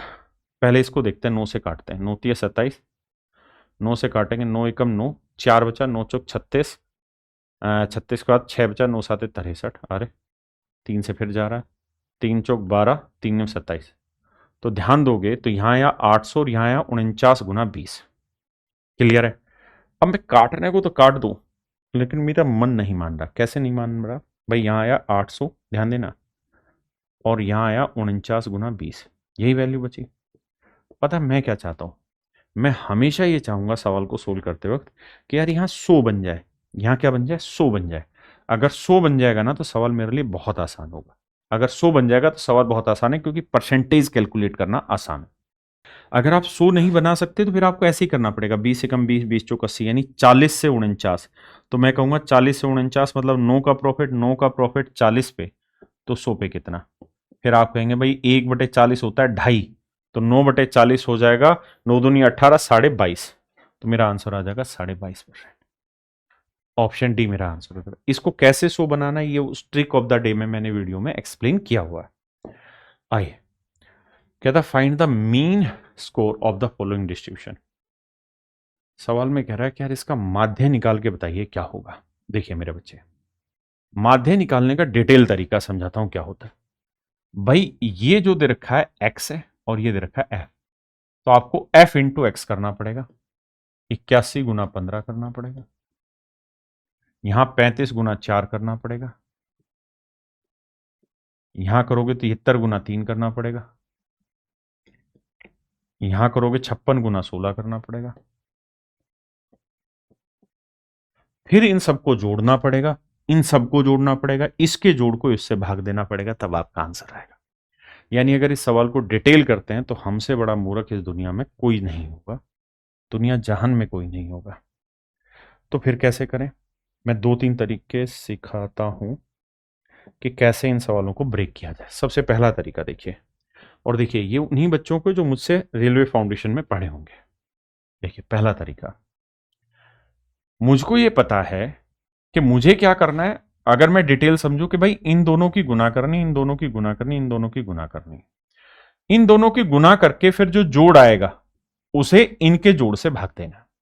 आपने कहा हाँ, तो मैं सबसे पहला तरीका लगाऊंगा यूनिट डिजिट का। कैसे भाई, 1 को 5 से गुना किया तो 5 आया यूनिट डिजिट, 5 को 4 से किया तो यूनिट डिजिट 0 आया, 3 को 3 से किया तो यूनिट डिजिट 9 आया, और 6 को 6 से किया तो यूनिट डिजिट 6 आया। तो ऊपर इनको गुना करने के बाद जब जोड़ोगे ना तो इकाई का अंक आएगा 9 6 15 5 20 यानी 0, ऊपर यूनिट डिजिट आ जाएगा 0, ऊपर यूनिट डिजिट आएगा 0। आपने कहा बात सही है, अब बताओ। अब मैं कहूंगा कि इनका यूनिट डिजिट निकालो भाई, तो इनका यूनिट डिजिट निकालेंगे तो 5 4 9, 9 और 3 12 2, भाई यूनिट डिजिट निकालना है ना, 5 4 9, 9 और 3 12 2, 2 और 6 8, तो नीचे यूनिट डिजिट आया 8। अब मेरे बच्चे मुझे ये देखना है कि 8 को किससे गुना करें कि इकाई का अंक 0 आ जाए। तो आप कहेंगे 0 से गुना कर दो या फिर 5 से। 8 5 40 तब भी 0 आएगा, 8 को 0 से करेंगे 0, यानी या तो मेरा आंसर का यूनिट डिजिट 0 होगा या यूनिट डिजिट 5 होगा, ये तय हो गया। अगर मुझे तुक्केबाजी लगाना है तो मैं कह दूंगा ये मेरा आंसर नहीं हो सकता, ये मेरा आंसर। ये 2 नंबर मेरे सवाल के आंसर किसी भी हालत में नहीं हो सकते। क्या आप मेरा पॉइंट समझ पाए? अब मुझे मतलब 2-3 ही सेकंड लगे यूनिट डिजिट से फाइंड आउट करने पे आंसर क्या होगा, कोई कैलकुलेशन नहीं, कोई पेन चलाने की जरूरत नहीं। अब मैं फंस गया 60 और 65 में, मुझे नहीं पता कौन सा सही है, तो मैं अपनी किस्मत पे जाऊंगा, तुक्का लगाऊंगा। लेकिन अगर मेरे पास 2-3 सेकंड के अलावा भी सवाल को सोल्व करने का समय, now I will go for digital sum. अब मैं डिजिटल समझाऊंगा, डिजिटल समझाऊंगा तो मुझे इनकी इससे गुना करनी है, तो इसका तो डिजिटल सम 0 है, इसका डिजिटल सम 8 है, इसका 1 है और इसका 2 है, यहां डिजिटल सम 6 है, यहां डिजिटल सम 4 ही है, यहां डिजिटल सम 3 ही है, और यहां डिजिटल सम क्या आएगा 6 और 1 7।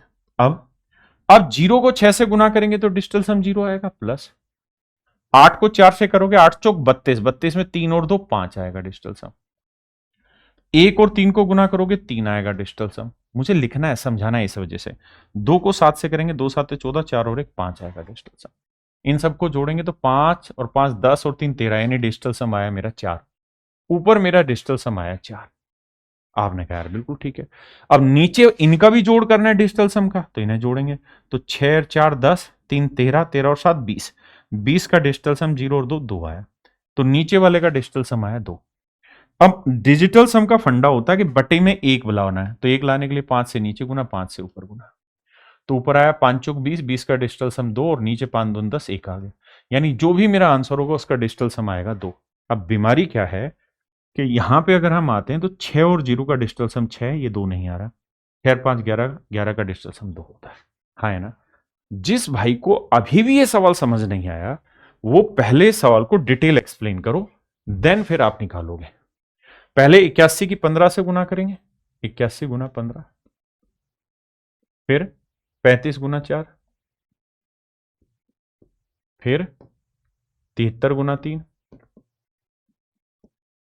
फिर 56 गुना 16, और बटे में क्या करोगे इन सबका जोड़, 15 जमा 4 जमा 3 जमा 16। अब आप डिजिटल सम यहां लगाएं लिखने के बाद और फिर सोल्व करें, या पहले ही डिजिटल सम मन मन में लगा के सोल्व करें, दोनों आपके ऊपर डिपेंड है, प्रैक्टिस आपको करनी है। आइए दोस्त, कहते हैं यदि किसी आंकड़े की मध्यिका उसके बहुलक से, मैं मध्यिका को, मीडियन को मेरे भाई मीडियन ही रखने देता हूं, मोड, कहता है मीडियन जो है मोड से 61.54 कम है, 61.54 कम। तो आंकड़े की मध्यिका और उसके माध्य, तो कहता है उसकी जो मीडियन होगी वो उसके मीन से कितनी ज्यादा होगी, you need to get it. उत्तर ज्ञात करने के लिए मूलानुपाती सूत्र का प्रयोग करिए, एम्पेरिकल फॉर्मूला निकालना, वही फॉर्मूला जो आप पढ़ते हैं। अब देखिए यार, अगर हम फार्मूले पे आए तो यही फार्मूले मीन है, इसी फार्मूले से हमने सब कुछ निकाला है, सब कुछ बनाया कि मोड जो होगा वो 3 times of median minus 2 twice of mean होगा, 3 times of median minus twice of mean. हमको क्या चाहिए, तो आप कहेंगे सर हमको चाहिए मीडियन माइनस मीन, तो मैं एक काम करता हूं, यहां 3 टाइम्स मीडियन है ना, तो एक टाइम मीडियन इधर ला आता हूं भाई, यहां 3, अब भाग, यहां 3 मीडियन है ना, तो यहां मैं 2 मीडियन रख लेता हूं और यहां 2 मीन रख लेता हूं, और जो एक मीडियन थी वो मैं इधर ले आऊंगा, तो मोड पहले से ही था, इसमें से मैंने मीडियन घटा दी, तो ये आ गया। आपने कहा बिल्कुल ठीक है। अब मेरे बच्चे मोड माइनस मीडियन दे रखा है आपको, मोड माइनस मीडियन दे रखा है 61.54, ये वाली वैल्यू है 61.54, इक्वल टू, यहां से 2 कॉमन ले लूं तो बच जाएगा मीडियन माइनस मीन, और एक्चुअल में आपको यही वैल्यू तो निकालनी है, तो ये 2 बटे में ले आएंगे। तो मेरे बच्चे आपको कुछ नहीं करना, 61.54 को 2 से भाग दे, 2 से भाग देना, 2 से भाग देंगे, 2 तिया 6, ना जाने की 0, 2 साते 14, 2 साते 14, 30.77, मतलब ऑप्शन ए। यानी सारा गेम इस चीज पे डिपेंड था कि आपको फार्मूला याद है कि नहीं, अगर याद है तो 1 सेकंड में सोल्व होगा, नहीं है तो भटकते रह जाओगे। ठीक है, केवल मीडियन निकालना हो तो ये, केवल मीन निकालना हो तो ये फार्मूला। आइए जी, कहते हैं shopkeeper claim to sell an article at 60% loss. कहते हैं एक दुकानदार एक वस्तु को 60% हानि पर बेचने का दावा करता है। 60% का मतलब मेरे बच्चों क्या हुआ, तो आप कहेंगे सर 60% का मतलब हो गया 5 की चीज 3 का लॉस लेके 2 में बेचने की बात हो। ठीक है जी, लेकिन वह सुदोष तला का उपयोग करके 90% लाभ अर्जित करता है, तो बताओ 1 किलो के स्थान पर कितना वजन दिया होगा। तो आप ऐसे समझिए कि सच बात यह है कि 1000 ग्राम, हम यहीं लिखते हैं ग्राहक को जो दिखा रहे 1000 ग्राम की जगह हमने x ग्राम वजन दिया होगा। भैया ये तो हम लॉस में ही बात कर रहे हैं, यहां हमने वेट में चीटिंग कर दी, तो हमारा प्रॉफिट कितना हुआ, तो हम कहेंगे सीपी 5x है, तो सेलिंग प्राइस हो जाएगा 2 गुना 1000, यही होगा। जबकि सवाल में कह रहा है कि उसका जो प्रॉफिट है वो 90% है, यानी 10 में चीज खरीदी तो 19 में बेची है, तो हमें x की वैल्यू पता करनी है। आओ भाई देखो यार, 5 से काटेंगे 2 आया, तो x की जो वैल्यू आई ना वो आया 4000 बटे 19। अब 19 से भाग देना, तो 19 दूनी 38, बचा 2, 19 से कम 19, अभी भी नहीं आ रहा, तो बचा 1, ना जाने की 0, तो 210 पॉइंट समथिंग, तो 210 पॉइंट समथिंग केवल लिखिए, दैट इज ऑप्शन सी।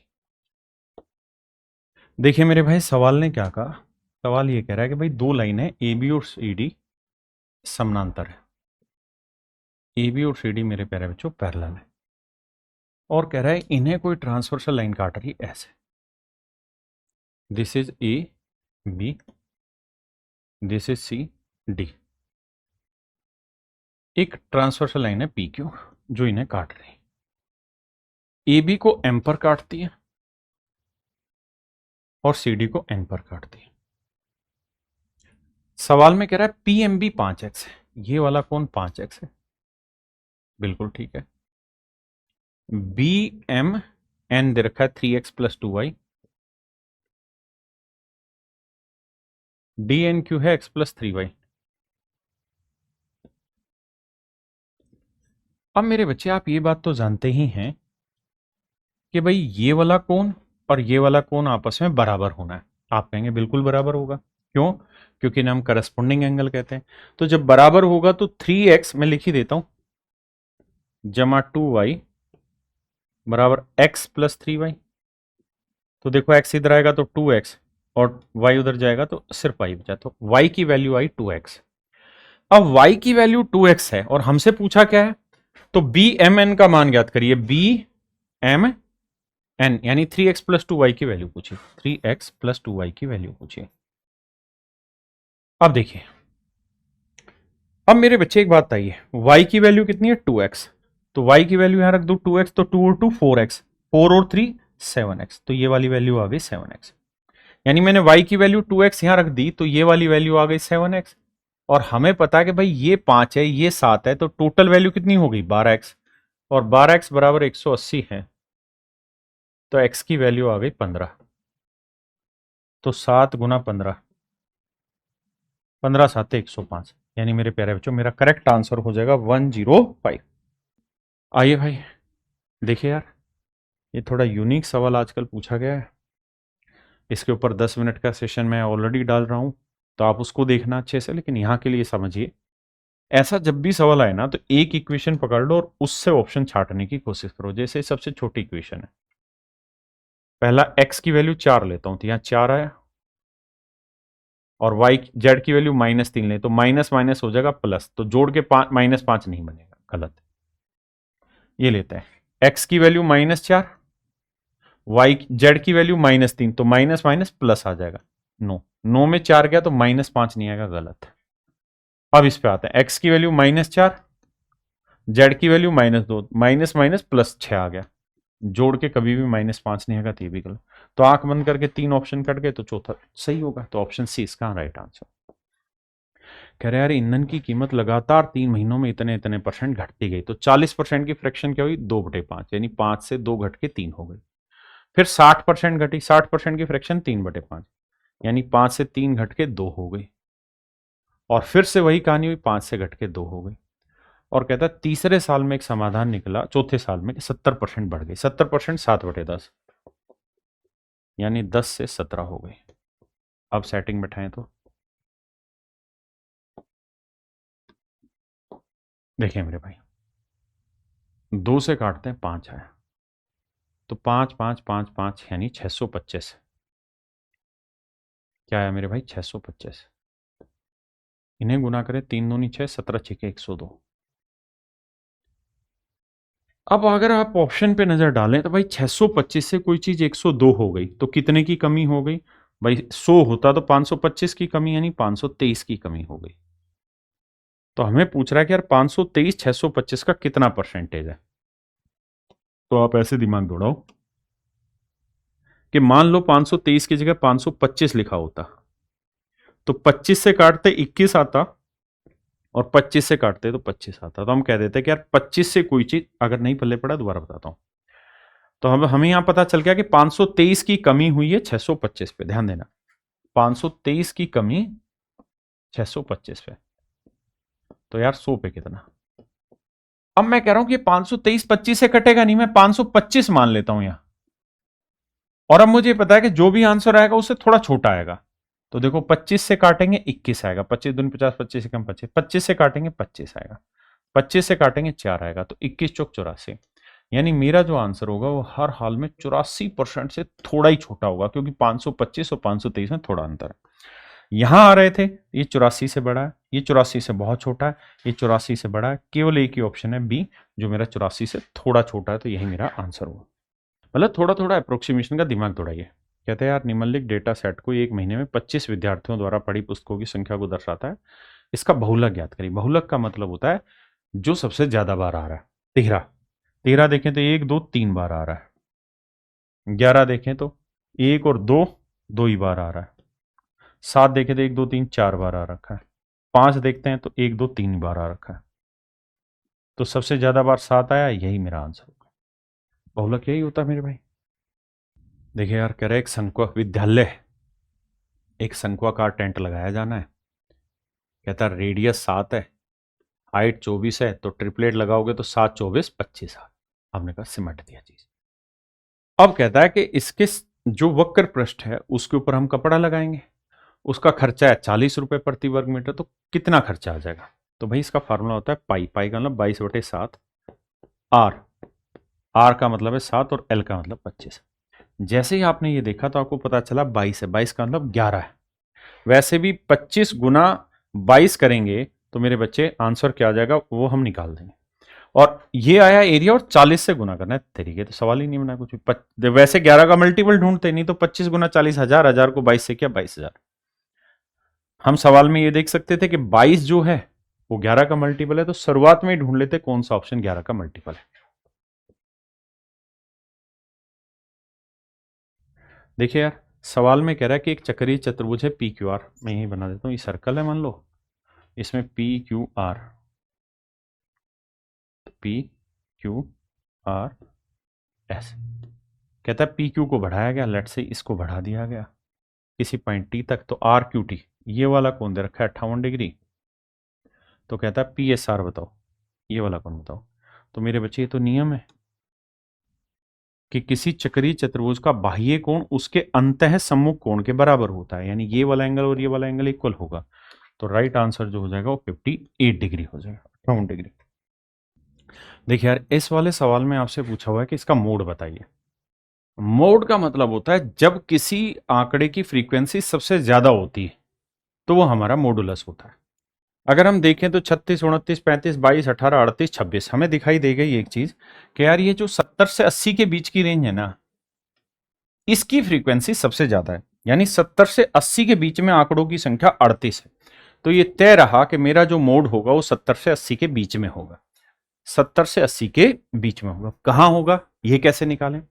तो जैसे मीडियन निकालते हैं वैसे इसकी ट्रिक समझना कैसे।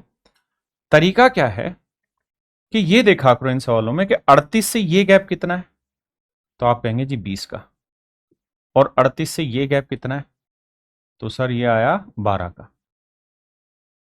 ये दोनों गैप निकालेंगे, ये गैप कितना 20 का, ये गैप कितना 12। सिंपल काम करना। हमें यहां पे ये देखना है कि जो मोड होगा वो 70 के कितना नजदीक होगा या 80 के कितना नजदीक होगा। तो अगर ये वाला गैप ज्यादा है, अगर ये वाला गैप ज्यादा है तो इसका मतलब मेरा जो आंसर होगा वो 80 के नजदीक होगा। अगर ये वाला गैप ज्यादा होता तो मेरा आंसर होता 70 के नजदीक। हाँ है ना? अब करके देखते हैं। अब इसका क्या ले लो, रेशियो ले लो। तो 4 5 20, 4 3 12। कई सारे सवाल लेके समझाऊंगा तो क्लियर होगा। तो 70 तो आंसर होगा ही होगा, यानी 70 में कुछ जोड़ना है। अब 70 में ये देखो गैप कितना है इनके बीच में 10, तो 10 को हमें बांटना है 5:3 में, तो 5/8 कर लो। 5/8 करेंगे तो 50/8, 50/8 को बांटेंगे 8 6 48, 6.25, यानी 70 में 6.25 जोड़ेंगे तो हमारा जो मोड आएगा वो 76.25 आएगा, 76.25 आएगा। जैसे इस वाले सवाल में कहा कि यार 40 घर है, इनका मोड आपको बताना है। तो सबसे पहले ये देखो कि कौन सी फ्रीक्वेंसी सबसे ज्यादा आ रही है। तो आप कहेंगे 6 से 8 के बीच में ना आंकड़े 12 बार आ रहे हैं। कितनी बार आ रहे हैं? 12 बार। तो आंसर 6 और 8 के बीच में होगा। अब यहां सारे ही ऑप्शन 6 और 8 के बीच में, तो छटनी नहीं हो पा रही। तो क्या करो, अब आप ये देखिए कि इनके बीच का गैप कितना है जी 4, और इनके बीच का गैप कितना है 6। रेशियो ले लो, तो आप कहेंगे 2/3, 2:3। तो 6 और 8 का गैप कितना है 2, 6 तो रहेगा ही रहेगा। अब 6 और 8 का गैप 2, 2 को बांट दो 2/5 में, क्योंकि 2 और 3 5। तो ये आएगा 4/5, 4/5 का डेसिमल रूप हुआ 0.8, तो जोड़ेंगे तो 6.8 मेरा राइट आंसर आएगा, यानी ऑप्शन डी। कोई फार्मूला याद नहीं रखना, कुछ नहीं। ये ग्रुप डी में आया हुआ सवाल है। आप देख रहे हैं लगातार पेपर में ये सवाल पूछे जा रहे हैं। एनटीपीसी 2025 ग्रेजुएट लेवल में पूछा। यहां देखेंगे कि भाई कौन सा आंकड़ा सबसे ज्यादा रिपीट हो रहा है, तो आप कहेंगे जी 39 बार आ रहा है 35 से 45 के बीच में, फ्रीक्वेंसी 39 है। मोड का मतलब जो जिस फ्रीक्वेंसी में डाटा ज्यादा बार आ रहा है। आंसर 35 और 45 के बीच में होगा। भैया ये आंसर नहीं हो सकता, क्योंकि 35 और 45 के बीच में नहीं है। ये भी, ये हो सकता है, ये हो सकता है, ये हो सकता है। अब अगला काम आपका ये होना चाहिए कि इनके बीच का गैप कितना है, 7। इनके बीच का गैप कितना है, 1। तो वैसे भी अब आप यहां देखना कि ये 35, और ये लिख के करने की जरूरत नहीं, धीरे धीरे समझेंगे। 35 और 45 का गैप 10, 10 को बांट दो 7, 7 और 1 8। आपने कहा यार बिल्कुल ठीक है। तो ये जो वैल्यू आई मेरे बच्चे, ये 70/8 आ, 10 7 70/8, 70/8 को भाग देंगे तो 8 8 64। फिर कितना बच गया जी, तो यानी 35 और 8 43 पॉइंट समथिंग आएगा। अब 43 पॉइंट समथिंग एक ही ऑप्शन है, तो यही मेरा आंसर, आगे भाग ही नहीं देना। वैसे भाग दोगे तो 75 आएगा। तो 35 और 8 43.75, कोई फार्मूला नहीं, बहुत आसान है। आइए, जैसे यहां मुझे मोड निकालना है, ये सवाल एनटीपीसी 16 मार्च 2026 का है। अब यहां देखिए, सबसे ज्यादा फ्रीक्वेंसी 30 की, तो ये पता चल गया कि यार मोड जो होगा वो 30 पे बैठेगा, यानी 55 और 65 के बीच में आंसर होगा। सबसे पहला तरीका ये कि 55 और 65 के बीच में कौन सा आंसर है। 55 और 65 के बीच में सारे ही आंसर है। अब ये देखिए, 30 और 25 का गैप कितना, 5। 30 और 20 का गैप कितना, 10। रेशियो लेंगे 1 और 2। यहां 55 तो आएगा ही आएगा, जमा 55 और 65 का डिफरेंस 10। 10 को बांटना है 1:2 में, तो 1, 1 और 2 3, 1 और 2 3। तो देखिए यार, 10/3, 10/3 का लो 3.33, तो 55 में 3 जोड़ेंगे तो यानी आंसर आएगा 58.33। That is option A. कितना आसानी से आप इन सवालों को कर पा रहे हैं, वरना इन सवालों में बहुत समय खराब करते हैं। और अगर आपको ये लग रहा है कि हमें इसे फार्मूले से करना है, तो भाई मैंने यहां फार्मूला भी लिख दिया है। ये मोड निकालने का फार्मूला होता है। मोड में ये लोअर लिमिट होता है, ये उसकी ओरिजिनल फ्रीक्वेंसी होती है, फिर इससे F1 उससे पहले वाला घटाओ, ये F1 पहले वाला, F2 बाद में वाला, ये ओरिजिनल फ्रीक्वेंसी को 2 से गुना करो, फिर उनका जो क्लास इंटरवल है उसको H नाम दिया गया है। तो आप इस फार्मूले से करेंगे या जो तरीका मैंने सिखाया उससे, ये आपके ऊपर डिपेंड है ना। मैंने जो तरीका सिखाया बहुत आसान सिखाया, मैंने एक सिंपल लॉजिक बताया आपको, कुछ नहीं कहा। मैंने कहा यार देखो, आप सबसे पहले ये देखा करो किसके बीच में आएगा, 38 सबसे ज्यादा बार आ रहा है, यानी 70 और 80 के बीच में आंसर है। लेकिन सारे ऑप्शन 70 से 80 के बीच में, तो अगला काम ये कि इनका गैप देखो, तो इनका आ रहा है 20, इनका गैप देखो तो 8, तो 4 5 20, 4 दूनी 8, नहीं सॉरी ये आ रहा था 12, माफ करना, तो 4 3 12, तो 5:3 में, तो 70 और 80 का गैप आया 10। 10 को 5/8 में बांट दो, तो 50/8 यानी 6.25, यानी 70 में 6.25 जोड़ दो, डायरेक्ट वही आंसर, फार्मूले की जरूरत। देखिए यार, कह रहा है कि एक ट्रायंगल है जिसकी साइड है 3 4 5 है। 3 4 5 देखते ही समझ में आना चाहिए राइट एंगल ट्रायंगल है, ये जी राइट एंगल ट्रायंगल है। ये साइड मान लो 3 है, ये 4 है और ये 5। कहता 3 वाली साइड के अराउंड इसे घुमाया गया है।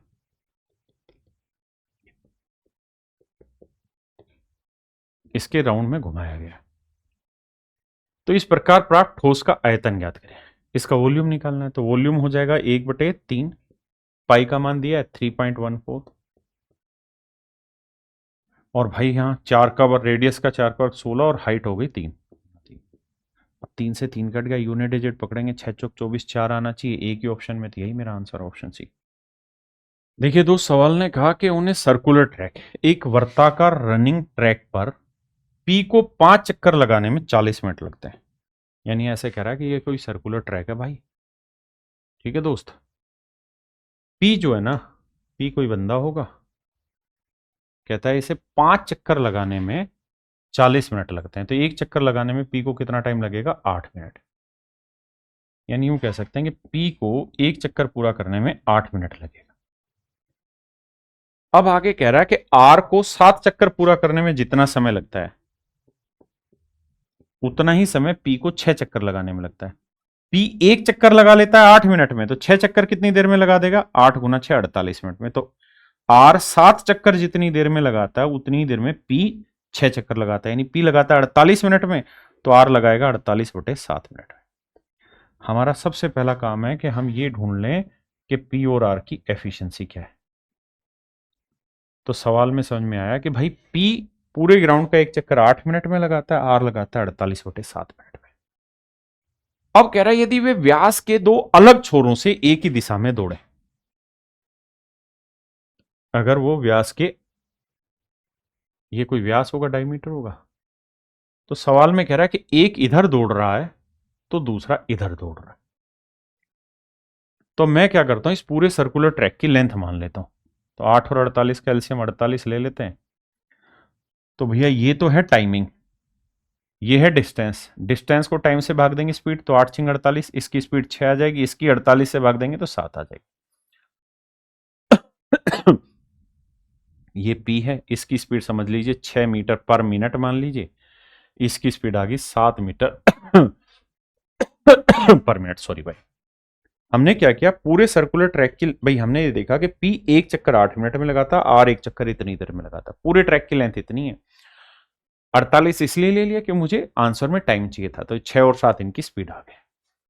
अब मुझे एक बात बताना कि चोर पुलिस का ही तो गेम है भाई, आर यहां पे मौजूद है और पी यहां मौजूद है, ये इधर भाग रहा है, वो इधर भाग रहा है, तो समझो कि आर और पी के बीच में गैप कितना है इस समय। तो आप कहेंगे यही तो गैप है दोनों के बीच में, भाई आर यहां है और पी यहां है, तो इनके बीच का डिफरेंस यही तो है। आर पकड़ रहा है इसको ऐसे, तो इनके बीच का डिफरेंस कितना है, तो टोटल 48 है, तो ये गैप हुआ 24। अब आप इस बात को ऐसे लिख सकते हैं कि भाई देखिए, चोर है यहां, चोर का नाम पी है, चोर की स्पीड है 6 मीटर पर मिनट। पुलिस है यहां, पुलिस का नाम आर है, इसकी स्पीड है 7 मीटर पर मिनट, और इनके बीच का जो गैप है दैट इज 24 मीटर। तो सवाल ये है कि बताओ पुलिस चोर को कितनी देर में पकड़ लेगा, तो भाई 24 मीटर की लेंथ चलनी है, रिलेटिव स्पीड क्या है जी, 7 में से 6 गया 1, तो आंसर आ जाएगा 24 ही मिनट में ही कार्रवाई मेरे बच्चे पूरी करनी। ऑप्शन टी मेरा राइट आंसर है। देखिए यार, 80 का 30% निकालेंगे तो 24 आएगा, बिल्कुल ठीक है जी। 729 का क्यूब रूट 9 आता है और 49 का वर्गमूल 7 आता है, तो 7 से 7 कट गया, 4 नीम 36 आया, तो 36 में 24 घटाया 12, और यही y का मान है, यानी ऑप्शन डी मेरा राइट आंसर है। अब आते हैं मेरे बच्चे 28वें सवाल पे। देखिए यार, यहां पूछा हुआ मीडियन बताइए।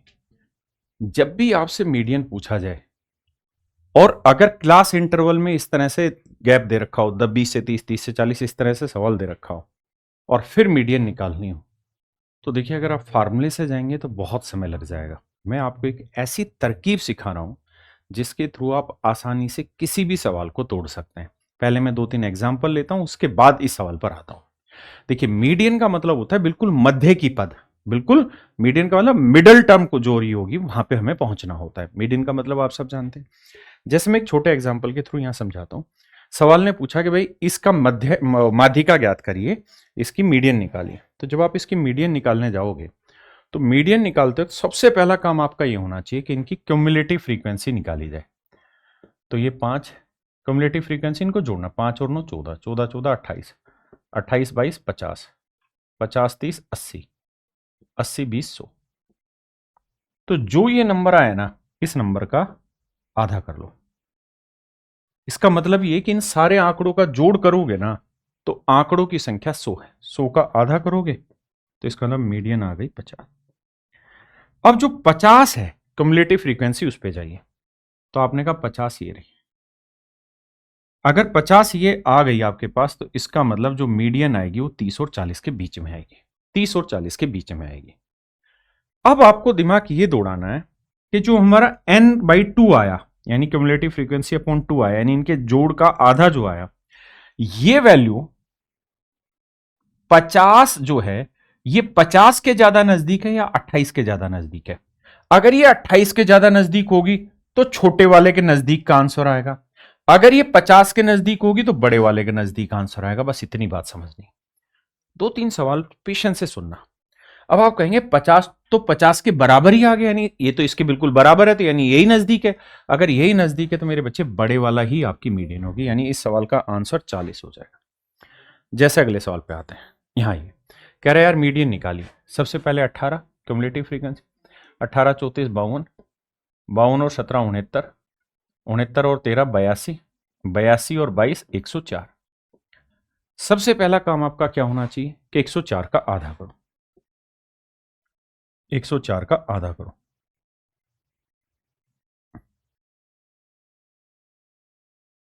एक 104 का आधा करो तो सर अगर हम 104 का आधा करेंगे तो ये आएगा 52, ये आएगा 52। अब देखिए 52 किस रेंज में सेट होता है इनमें, तो आप कहेंगे 52 तो यहां डायरेक्ट सेट हो रहा है। तो अब आपका काम क्या होना चाहिए कि ये देखिए 52 यहां आया, तो इसका मतलब जो मीडियन होगी वो 170 से 220 के बीच में होगी, 170 से 220 के बीच में होगी। अब आप ये देखिए कि जो 52 आया ना, ये 52 18 के ज्यादा नजदीक है या 52 52 के नजदीक है? अगर 18 के नजदीक होगा तो आंसर 170 के नजदीक होगा, अगर ये 52 के नजदीक होगा तो 220 के नजदीक आंसर होगा। लेकिन आप कहेंगे जी तो बिल्कुल ही बराबर आ गया, तो इसका मतलब आंसर 220 आएगा, मतलब मीडियन आपकी 220 आएगी। आइए अब यहां पे आपको हूबहू नहीं मिलेगा, थोड़ा चेंज मिलेगा। जैसे इस सवाल पे आते हैं, अगर हम इस सवाल को ध्यान से देखें तो पहले क्यूमुलेटिव फ्रीक्वेंसी निकालते हैं 22, 22 और 18 50, नहीं भाई 22 18 40, 40 और 25 65, 65 और 15 80, 80 और 20 100। सबसे पहला काम है 100 का आधा करो, आपने कर दिया जी, आंसर आया 50। अब जैसे ही आपने 50 देखा तो अब आपका दिमाग ये दौड़ना चाहिए, और बड़े ध्यान से समझना है, क्योंकि फार्मूले पेपर में लिखे नहीं जाते हैं, याद नहीं रहते हैं। मैं जो तरीका बताऊंगा ये याद रहेगा। अब सबसे पहले ये देखिए 50 किसके सेट, कहां सेट होगा, तो आप कहेंगे 22 40 65 यहीं पे होगा 50 सेट। जब आपने मीडियन मुझसे रेलवे फाउंडेशन में पढ़ी है तो वहां मैंने ये चीज बहुत बेसिक से समझाई है, यहां मैं ट्रिक सिखा रहा हूं सीधी सीधी। यानी 50 इसकी रेंज में, इससे बड़ा है तो यहां इसकी रेंज में आएगा। तो ये तय रहा कि मेरा आंसर 200 से 250 के बीच में होगा, कहीं भी 200 250 वाली रेंज में होगा। अब मेरा ये n/2 क्या आया 50। अब आपको केवल एक ही दिमाग दौड़ाना है कि 50 किसके नजदीक है, 40 के नजदीक है कि 65 के नजदीक है। अब आप कहेंगे जी ये बात तो तय है कि 50 यहां गैप है 10 का और यहां गैप है 15 का, तो इसका मतलब 40 के नजदीक है। तो इसका मतलब मेरा जो आंसर होगा वो 200 के नजदीक वाला आएगा, मेरा आंसर 200 के नजदीक वाला आएगा। अगर मेरा आंसर 200 के नजदीक वाला आएगा तो ये 240 और 225 तो हो ही नहीं सकता भाई, मेरा 200 से 250 के बीच में आंसर आ रहा है, और मैंने कहा कि मेरा आंसर 250 के नजदीक नहीं है, 200 के नजदीक है। तो ये दोनों तो कट गए, क्योंकि 225 बिल्कुल बीच में आएगा और 240 250 के नजदीक हो जाएगा, तो ये दोनों ऑप्शन तो कट गए। अब इन दोनों में से एक चूज करना है, कैसे चूज करने ध्यान दीजिए। अब आपको ये देखना है कि भाई जो ये मीडियन क्लास है इसमें डिफरेंस कितना है, तो 200 और 50 के बीच का डिफरेंस है 50। 50 को ना इस रेशियो में बांटो, तो यहां बांटोगे 5 दूनी 10, 5 3 15,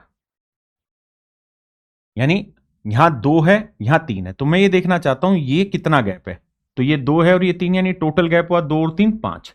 तो इस 5 गैप में 2 की वैल्यू कितनी है, तो 5 से काटेंगे 10 और 10 दूनी 20। इसका मतलब इसका जो आंसर होगा वो 200 जमा 20 होगा, 200 जमा 20 होगा, यानी 220 होगा। एक दो सवालों में और समझाता हूं, वहां समझ में आएगा। जैसे इस सवाल में आइए, इस सवाल पे जब आप आएंगे तो सबसे पहला काम क्यूमुलेटिव फ्रीक्वेंसी निकालना। 6 6 और 8 14, 14 और 15 29, 29 और 20 49, माफ करना भाई 49 और 11 60। अब 60 का आधा करेंगे मेरे दोस्त, क्या आया, तो आप कहेंगे जी 30 आया। 60 का आधा आया 30। अब आप ये देखिए 30 कौन सी क्लास में मौजूद है, तो आप कहेंगे ये तो 29 में तो होगा नहीं, 30 49 में होगा। ये सब चीजें रेलवे फाउंडेशन बैच में पढ़ाई जा चुकी हैं।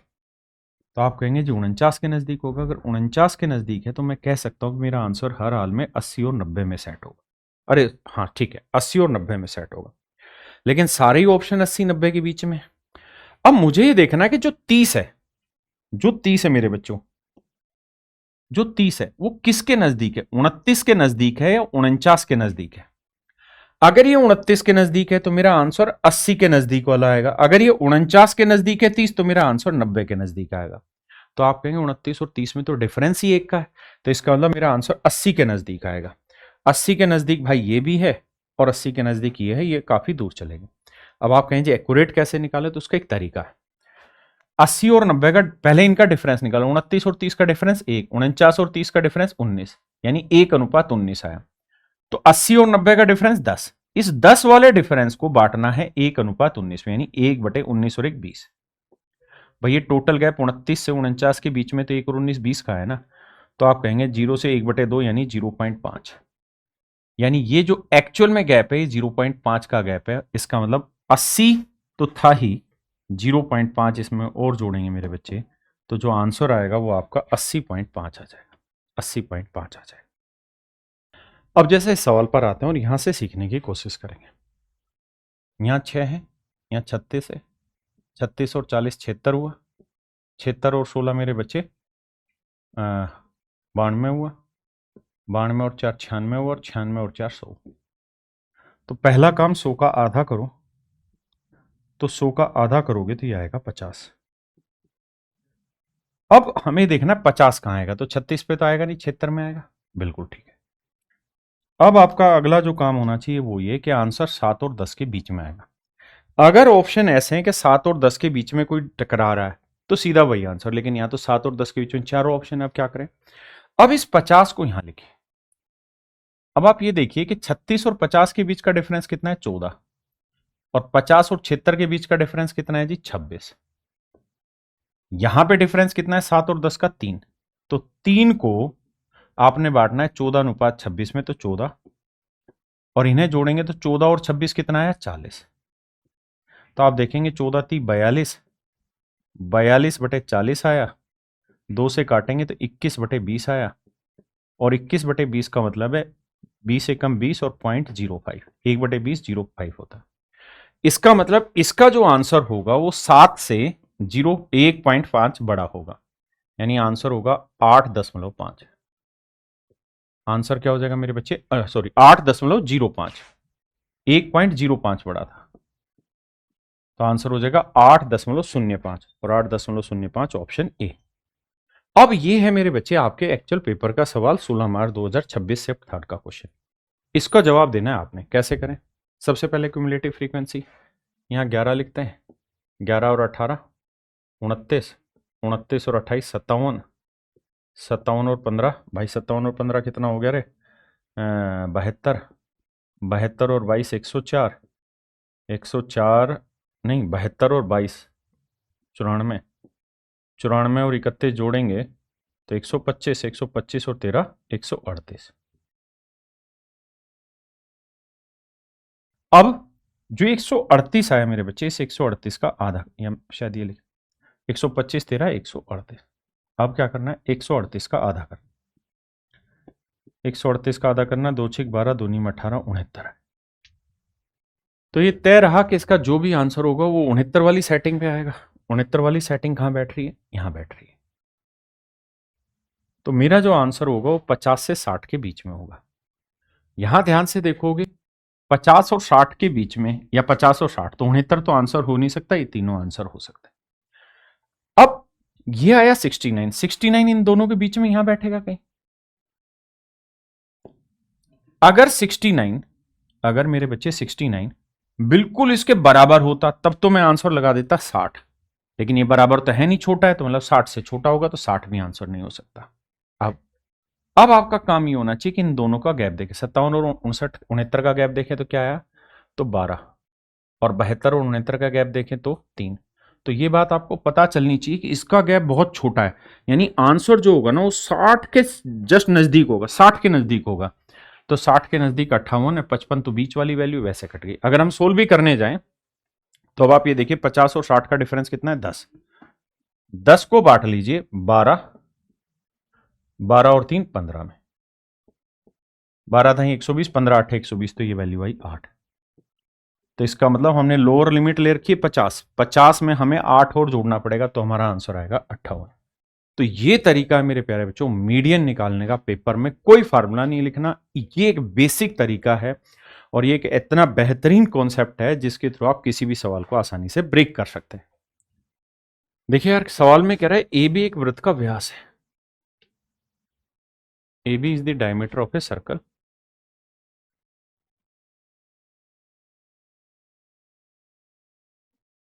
ए बी एक सर्कल का डायमीटर है, कहता है सी और डी, यहां पे कोई दो पॉइंट है, इस तरीके से पॉइंट है कि ए बी के दोनों और दो बिंदु इस प्रकार है कि सी ए बी 48 है,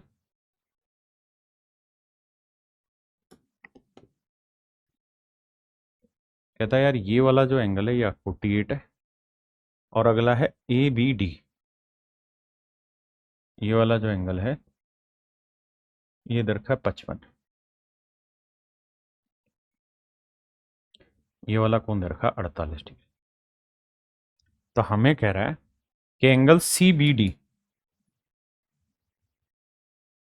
ये वाला कोण, और BAD या CAD, इनके मापों का अंतर ज्ञात करिए। पता वो क्या कह रहा है हमें? वो ये कह रहा है कि यार तुम इस कोण और इस कोणों के बीच का अंतर ज्ञात करो, इन दोनों कोणों के बीच का अंतर ज्ञात करो। आपको ये बात तो स्पष्ट रूप से पता ही है कि ये व्यास है तो ये कोण 90 डिग्री होगा, और ये व्यास है तो ये कोण भी 90 होगा। इसका मतलब ये तय है कि इन दोनों कोणों का मान बराबर है, तो जो डिफरेंस इन कोणों के बीच में 55 और 48 के बीच का अंतर 7, तो इसका मतलब इन दोनों कोणों के बीच का अंतर भी 7 ही आएगा। तो 7 और 7 14, यानी इन दोनों कोणों के बीच का अंतर आएगा 40। आपको समझ नहीं आया होगा, समझाता हूं। मैं ये कह रहा हूं ये 90 है, ये 55 है, तो ये निकाल दोगे, आप कहेंगे जी बिल्कुल 35 आएगा। ये 90 है, ये 48 है, तो ये कितना आएगा जी 42। अब कह रहा है दोनों का अंतर बताओ। तो देखो यार, ये वाला जो कोण है ये इससे 7 ज्यादा है, और ये वाला कोण भी इससे 7 ज्यादा है, तो 7 और 7 14 ज्यादा हो गया ना ये। नहीं तो आप जोड़ लो भाई, इन दोनों को जोड़ो, इन दोनों को जोड़ो, डिफरेंस निकाल दो। यही आपसे पेपर में पूछा हुआ। देखिए मेरे प्यारे बच्चों, अगर आपको a+1/a दे रखा है और इसकी वैल्यू k है, और आपसे पूछा जाता है a⁵ + 1/a⁵, इसकी वैल्यू, तो इसका एक डायरेक्ट रिजल्ट होता है, पहले स्क्वायर निकालते हैं, यानी k² - 2, फिर क्यूब निकालते हैं, k³ - 3k, हाँ जी, और माइनस करते हैं k। ये होता है इसका आंसर। अब यहाँ k की वैल्यू 4 है, तो 4 का वर्ग 16, 16 में 2 गया 14, यूनिट डिजिट 4। k है 4 है, तो 4 का क्यूब 64, 4 × 3 = 12, इसका यूनिट डिजिट 4 और इसका यूनिट डिजिट 2, 4 में 2 गया 2, और k की वैल्यू है 4। तो 4 दूनी 8, 8 में से यूनिट डिजिट 4 घटाएंगे तो बचेगा 4, यानी जिस ऑप्शन का इकाई अंक 4 होगा वही मेरा आंसर, यानी ऑप्शन सी मेरा राइट आंसर। चलिए मेरे बच्चे, उम्मीद है आप लोगों को मजा आया होगा इस सेट को पढ़ के। मैंने बहुत टाइम लिया कि क्वेश्चन को डेप्थ से समझाने की कोशिश की। उद्देश्य यही था कि इस पेपर को करने के बाद आपका कंप्लीट मैथ का रिवीजन हो जाए। अगर आपको हमारे प्रयास अच्छे लगे, आपको लगता है कि हाँ हमारे लिए काम किया गया, तो मैं बस एक ही चीज चाहूंगा कि आप किसी भी एक बच्चे को कैरियर लैब के बारे में या मेरे बारे में बता सकते हैं, हमारे बैचेस के बारे में बता सकते हैं। मेरे लिए इतना ही बहुत होगा। धन्यवाद, नमस्कार।